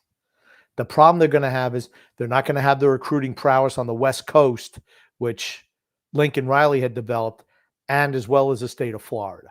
Now, they can still get Florida, but if you can go to Florida or Florida State or Clemson or, Alabama, why the hell would you go to Oklahoma? See, that's the whole thing. What's your selling point to go to Oklahoma?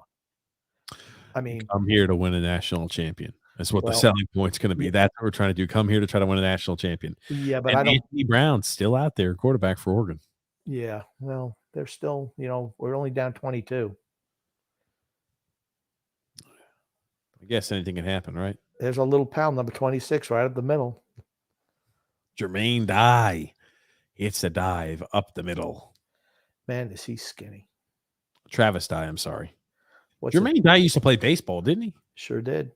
Played for a lot of teams. He was pretty good, too. He used to play for the Mets way back in the day, I think. Again, a bomb down the field. That's going to be borderline pass interference. Yep, wow. Sure enough. There's a flag for pass interference. That's iffy to me. I'm sorry. Only a 15-yarder, but I don't see why. What's the one thing that you can't do is get beat deep, and they got beat twice in the last 2 drives. Play deeper.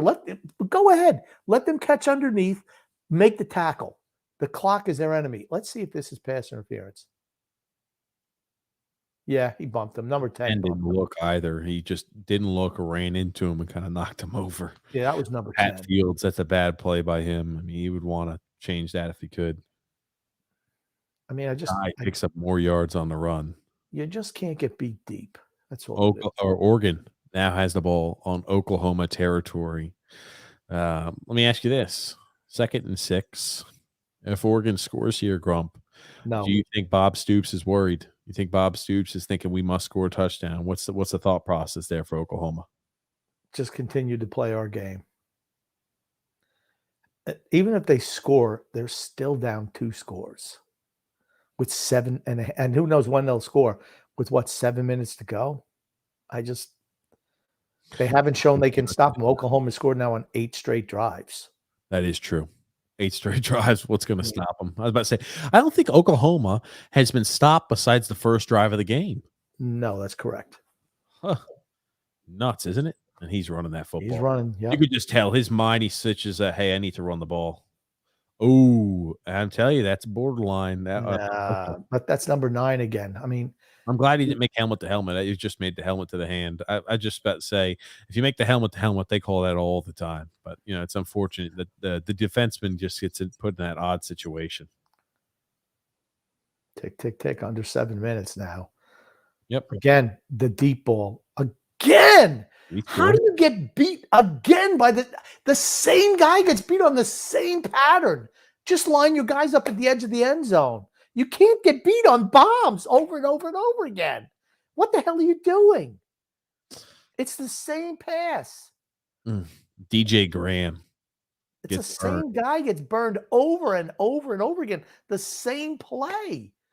Dude, the only thing you cannot do is get beat deep. I don't care if you give up 100 passes underneath, but you cannot get beat on fly patterns over and over again. The time is the enemy. Yes, I don't care if they score, but make them run another 2-3 minutes off the clock. And here they are going for a 2-point conversion to make it a 14-point game. Yeah.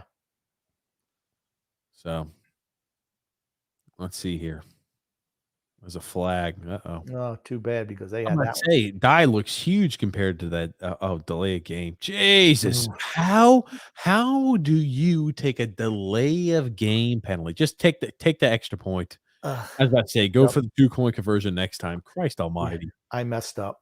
Not prepared. Didn't have to play calling in time. Jesus. This guy makes mistake. I don't know if he's married, but he goes home to his wife. How'd you do, honey? I said, man, I sucked. We got annihilated. He did a bad job managing. He's not a good game manager. It's his first time coaching, so as a head coach, come on. Yeah, give guy a little bit of slack. Come on, man. He's interim head coach. No. You're in a high-profile program. You're a defensive coordinator. Oh, he's not a defensive coordinator. He was a wide receivers coach. Whatever. That didn't work out either. The wide receivers ain't great shakes either. Currently a 15-point game, Grump. Yeah. Like I said, one drive, game's over. Again, continually. Why are they not let him catch them? I don't understand it. I don't understand it.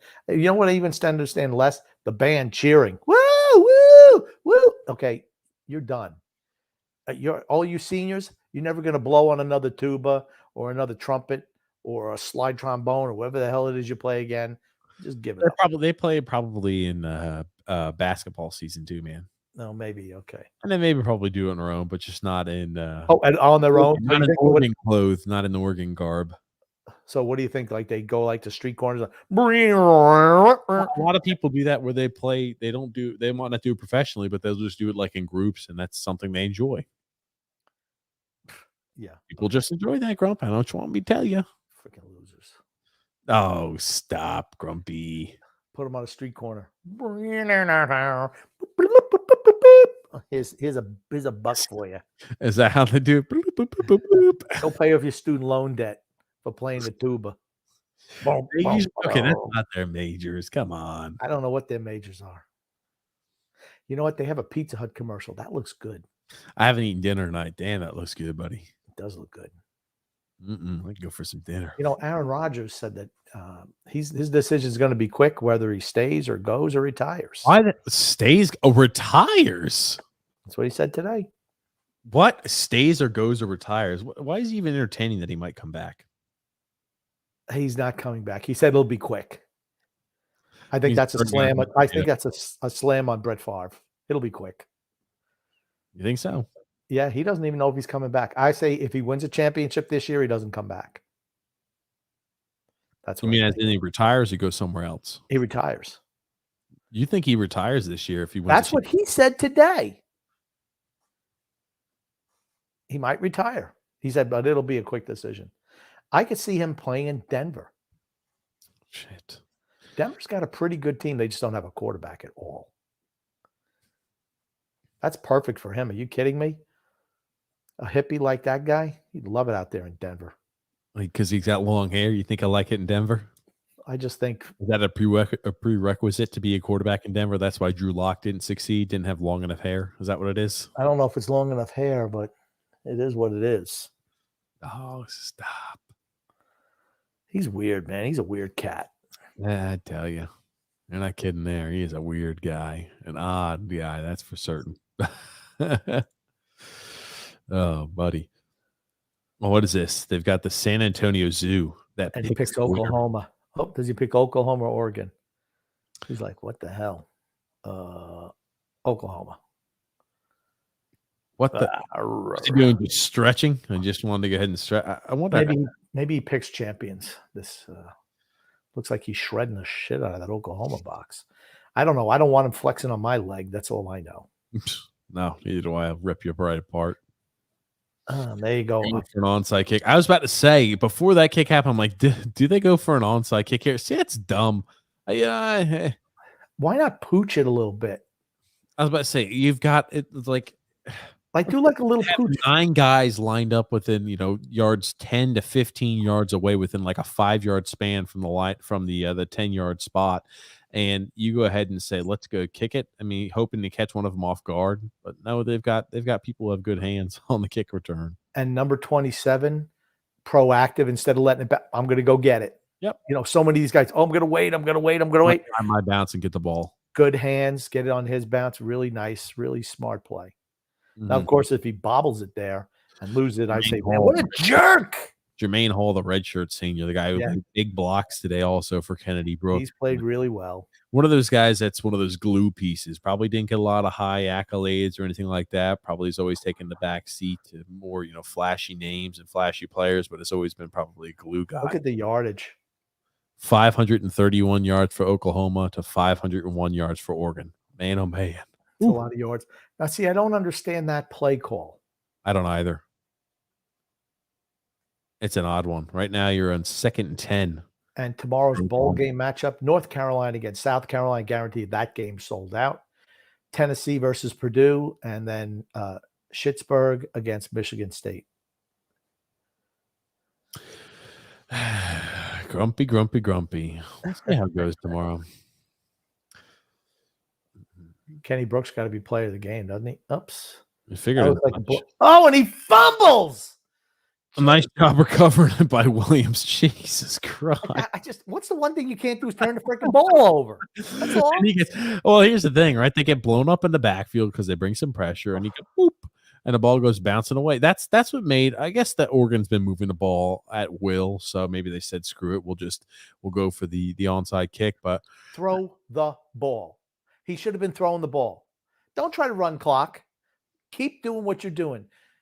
The quick passes to start on first down. First down, pass the ball every time. They're looking for you to run clock. And you just help them out twice. Throw the ball on first down. Now he's got to throw it. Oh. Well, here at 3rd and 9, Oregon's got to come up with a big stop here. They send a blitz, and it's a quick pass. And a little Stoopy. He fumbles the football. There's a flag. It's offensive holding, and it looks like Oregon recovers. No, Stoopy had it. He had it. I don't know, man. They're going to give that ball to Oregon. I don't know what they're saying. They're giving that ball to Oregon, buddy. He was. I'm sure it's a holding though. Anyway, I don't know. Even if he's not down, they're going to accept the holding call. What's the call? It's a call against Oklahoma. It's a call against Oklahoma. Let's see what this is. I'll tell you. He had the ball down. The guy ripped it out after he was down. What's with these guys? It's like at the Clemson game today, the Iowa State guy, quarterback, gets a first down. He's got it by 2 or 3 yards. Then he starts weaving back, gets the ball stripped, loses it, goes behind the line of scrimmage on 4th down. He recovers it, but they don't get the first down. The game's over. It's like, what the hell are you doing? You got the first down. Just go down. Pass interference offense. 3rd down. Okay. 3rd down. They're going to have to punt. Yeah. So it looks. I'll tell you. Now, let me ask you this. If you're Stoops, now do you start worrying? No, he definitely fumbled the football. Yeah, he fumbled the ball, but he's got it there. He's got it, and then the guy rips it out of his hands afterwards. He had it, and he was down. I don't know, man. That looked like it was a tough fight. I gave that to Oregon. I think Oregon recovered that ball. I was about to say that's close. I don't Here's know, the man. he It's had the a lot ball, he closer was than you down, think. and then they stripped it after he was down on the ground. I think it's a lot closer than you Oh, there you think. go, Mr. Rules Boy. The rules analyst. I think Let's he see. got that Let's football. see, because as soon as he had okay, let's see. He's got it there. And the guy rips it out after. Remember, he's down. He ripped it out of his hands after he was down on the ball. I don't know, man. That's close. That's tough and He close. was down on the ground. He had control. The guy ripped it out. Doesn't matter. It's 3rd and 24. They elected. They're not converting it. Little Stoops is in the game now. Yeah, they're not. I don't think they're converting a 3rd and 24. So Oregon's going to have the ball back. I mean, right now the clock is the enemy, right? That was the biggest thing for them, right? They take the penalty, but they get the clock reset and another 40 seconds to burn off. Don't do anything dumb. I'm about to say you better watch out. Oregon, you got to get the ball back. Don't do yeah, anything. there's the guy yanking him. He's like, what the hell is wrong with you? Quarterback saying, dude, look at the freaking score. Look at the He's a time. freshman. Take a 15-yard penalty doing And something. this kid's a freshman. He's talking to this dope over here. And he's like, what the hell is wrong with you? Get your head out of your ass, Chief. Jeez. Well, Farquhar is also a freshman. So Jalil Farquhar, he's also a freshman. Oh, my God. 4 minutes left on the clock. It looks like Oregon's going to be getting this ball back with a little bit over 3 minutes and 40 or 3 minutes and 50 seconds left. They're just going to call timeout. Jesus. No, let the clock run out. Give them another 5 yards and then punt it. That's what they'll do. Here's the thing. They still have to score twice and get a 2-point conversion. Yeah, there's a lot still left to do. But wouldn't it just be interesting if they could pull something off, Grump? Tie the game up, send it to overtime. That'd be pretty crazy. If it goes to overtime, they're going to win. I mean, then Uncle Mo is on their side all the way. Uncle Mo. Then Bob Stoops' inability to win a big time game and the just below games at the end continues. But he got knocked out. Holy shit! How do you take that penalty, Oregon? Oh, it doesn't. I think it's holy shit. And he knocked out the plant leg. That's automatic first down. Oh Jesus! That's not running into the kicker. Just how dumb. I will tell you. Let's see. Aaron G are saying the Ducks are regretting not scoring in the second quarter. Yeah, they are. God almighty. They get rough. Let's see. Penalties declined. First, they didn't. Oh, wow. Running into the kicker. Wow, they didn't give him roughing. See, that should have been. I thought that's roughing. When you knock out that's roughing too. He got lucky. I thought he hit the plant leg, or you hit the plant leg. That's roughing, or made an inability for him to land. Oh, here's your boy Ferguson. Is that a new quarterback? I don't know who he is. No, that's not a new quarterback. Maybe that's Mr. Ruff, Mr. Ruffy. No, Ferguson's a tight end. And Aaron, I don't think the Ducks are regretting not scoring. Maybe they're regretting letting Oklahoma score every time they touch the ball. I'm about to say that's the first time Oklahoma has not scored since the first drive of the game. Yeah. I mean, as a defense, you've got to come up with a few stops. Yeah. They scored, I think, on 8 straight drives. That's a lot of drives in a row to score. Yikes. So, if you're working, hopefully you come back, you come down maybe a 3 or 4 play drive with a huge touchdown completion or a huge touchdown run. You need to keep as much time on the clock as humanly possible. You still have 2 timeouts left, but you still have to come and stop Oklahoma in quick fashion. You also have to come away with the 2-point conversion. Yeah, one of the two. And I guess you go for it first, right? You think so? I mean, I don't know. Here's the thing. They don't have enough time. Here's the thing. Oklahoma, first, let's get you got to score first. They need to play. Oklahoma just needs to play prevent defense right now. Let them run clock underneath. You can't get beat deep. Number 9, if you cannot cover a guy, just get off the field. We'll put somebody else up there who's going to, I don't care if you line up 20 yards off the ball. Aaron G said, yeah, the Ducks just got lucky. Grumpy is a very funny person. I love it. Yeah. Well, I mean, I don't hate Oregon. I don't. I think that's a new helmet. Isn't that a new helmet design? Seems like they got a new design all the time. Yeah, well, that's what happens when you're partnered with. Like the Under Armour. No, Under Armour. The founder of Under Armour went to Oregon. Oh, I thought it was Nike who. No, Oregon is Under Armour. Okay. My mistake. My bad. But man, a lot of games tomorrow. I mean, it's college football. If you're a college football fan, you're in your glory right now. You Yep. said when I was younger, man, I would watch the bowl games all day, every day. Oh, for certain. I tell you, It was fun. Grump, I tell you, it's The warden would be working. She'd go into work because it's her busy time of the year, and I'd be sitting home watching the bowl games with the kids. It was great. I love watching college football games, especially college bowl games. Just back and forth. Oh, a couple on at a time. Just bing, bang, boom.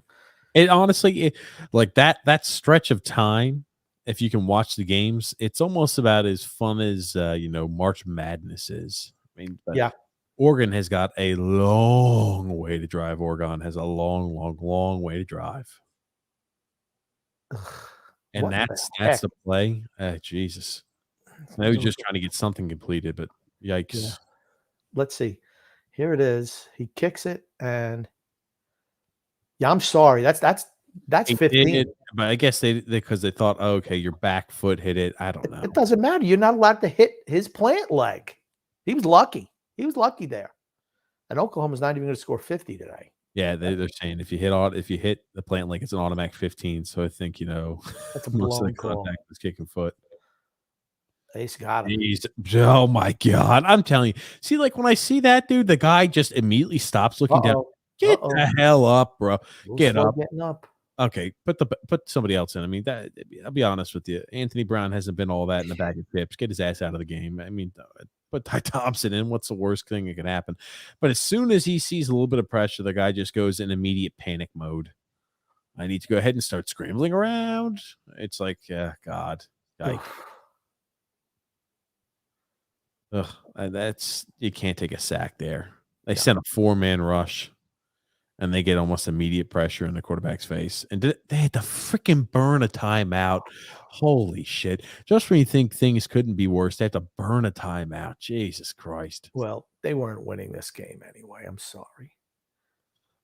Aaron G said Michigan State plays tomorrow night at 7. Also, bring on March Madness for Michigan State. Yeah, Michigan State playing Pittsburgh, 7:30 Eastern Standard Time tomorrow. Now, Aaron, we will be calling that game, and I'm just going to tell you, TJ is a fan of Pittsburgh. I think Michigan State will win. I am a fan of Pittsburgh, so yeah, I tell you, I mean the starting quarterback's out, but also you got Walker out for Michigan State. It'll be an interesting game. I just hope it's close. Close back and forth game. You hope it's as close as this one? Hope it's a little closer than this one. I just can't believe that Oregon was rated higher than Oklahoma. Because they beat Ohio State, man. That's exactly what it is. And Ohio State had the rep this year. I'm telling you, the Brown kid, as soon as he faces any pressure, just immediately is like, I got to run. Do you punt from here? No, go for it. So then what happens? Does Oklahoma kneel the ball? No, don't kneel the ball out. Score a touchdown, run it right down. They're going to punt. They're going to punt. Yeah, 4th and 16. I do a fake punt. If I could, I'd do a fake punt. If you've got a fake punt in here, 4th and 16, I'd roll out a fake punt. Maybe he'll snap the ball out of the end zone. This kid, look at this kid. Looks like he's all skin and bones. Jesus, man. The guy had a librarian. I was about to say he's got no pads in his leg pads, no quad pads, no knee pads. Ugh. They really could have run at him. Nice punt. Jesus, nice kick. Yeah, honestly, that punt could have been blocked. That guy just took it. He's like, yeah, no problem. He could have definitely blocked it. The guy off the they were playing more prevent. Yeah. The right end, he definitely could have punted. I mean, Kennedy Brooks, he's had a fantastic game. Yeah, I think if you're talking player of the game, it's got to be Kennedy Brooks, right? Yeah, I think so. Got 100 and he's got 14 carries, 142 rushing yards, and 3 rushing touchdowns. Not to mention he's got 3 receptions for 24 yards receiving. He's had a good game. Last year he had season-ending knee surgery, which really cost him. I think he'll probably come out after this year. I would. Aaron G said, TJ, 2 questions. Why Pittsburgh? I liked them back when LaShawn McCoy was playing a running back, and that's it. And the Larry Fitzgerald days, and the Scott McKillop days back at linebacker. Scott McKillop, Ronnie Lott Award winner. That's correct. Scott McKillop, linebacker. Boom, boom. And It's a gotta nice be major. gain. I was about to say, nice gain Yeah, it's by over. Oklahoma. I was about to say, nice They game should by run Marcus Majors. 4-minute offense right here. Maybe they'll bust one for a touchdown, but big win for the Oklahoma program. It's They a didn't it's a mail it nice in win. I today. mean, if you're an Oklahoma fan, it's a nice win for Bob Stoops. It's a nice win. You Yeah. get that nostalgic feeling like Bob Stoops goes out there and wins another one for us. Yeah. Yeah. 305 rushing yards. Once again, you can't stop the run. You're not beating anybody. No. I about to say, you 320 have somewhat of a quarterback, but if you can run the ball and gash a defense, you're just going to it's going to be There were times back during when Oklahoma was running the wishbone, they'd have 500 rushing yards in a game. Think about that. You know what I forget about sometimes, just because they've been so anemic as of recent? Georgia Tech once won a national championship. I forget about Yeah. that. Yeah. With the That's freaking before they had the championship series. Yeah. Still crazy though. Yeah. Marcus Majors gaining some yards. That's a tough run. That was a man's run right there. Yeah, hard run, hard earned yard, and hard earned first down. Under 2 minutes left now. It's just a matter of, I think they're going to kneel the ball out. Oregon's got one timeout, or they're not kneeling. Okay, they're going to keep running. I think if they get another first down, they'll nail it out.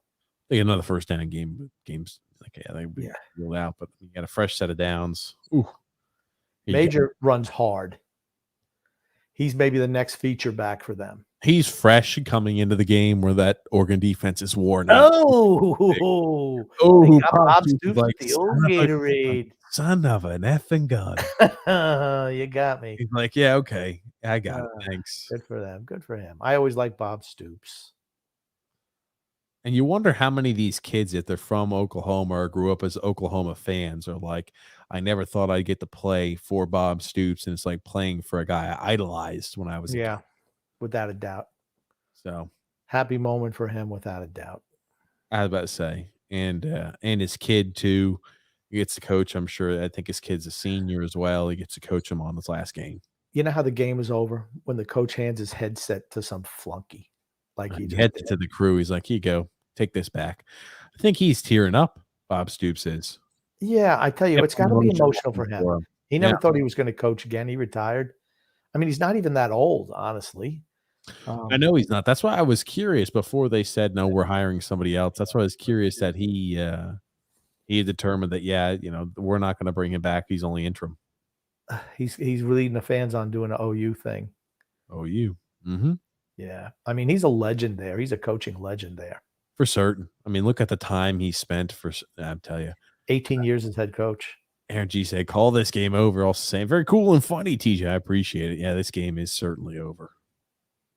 You forget 18 years as a head coach. Man, oh man, it's a long time at Oklahoma. At one school. And he left on his own volition too.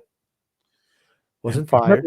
I remember when he left, people were kind of like, what the? He left. How many years removed from it was he when he won against LSU?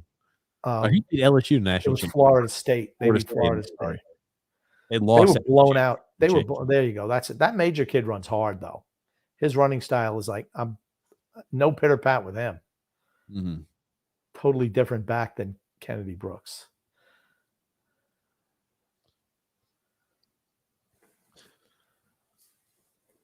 Right here, less than a minute to go. Grumpy, right about less than a minute to go. Just a matter of kneeling out the ball. Yeah. Well, Better team won. We're at the end here today. Grump. What do you want to say before we wrap things up? I just want to say love and laughter to everyone who listens, and even those who don't, from TJ and the Grumpy Old Man, and Oklahoma. Great day for Oklahoma fans, without a doubt. Absolutely. Thanks, everybody, for tuning in. Thanks, Grumpy, for your time as always. And we'll see you tomorrow for Pittsburgh against Michigan State. A lot of good bowl games coming up. If you're new to the channel, make sure you subscribe so you don't miss out on any of the action. Thanks for tuning in. We'll see you tomorrow during the Pittsburgh-Michigan State game.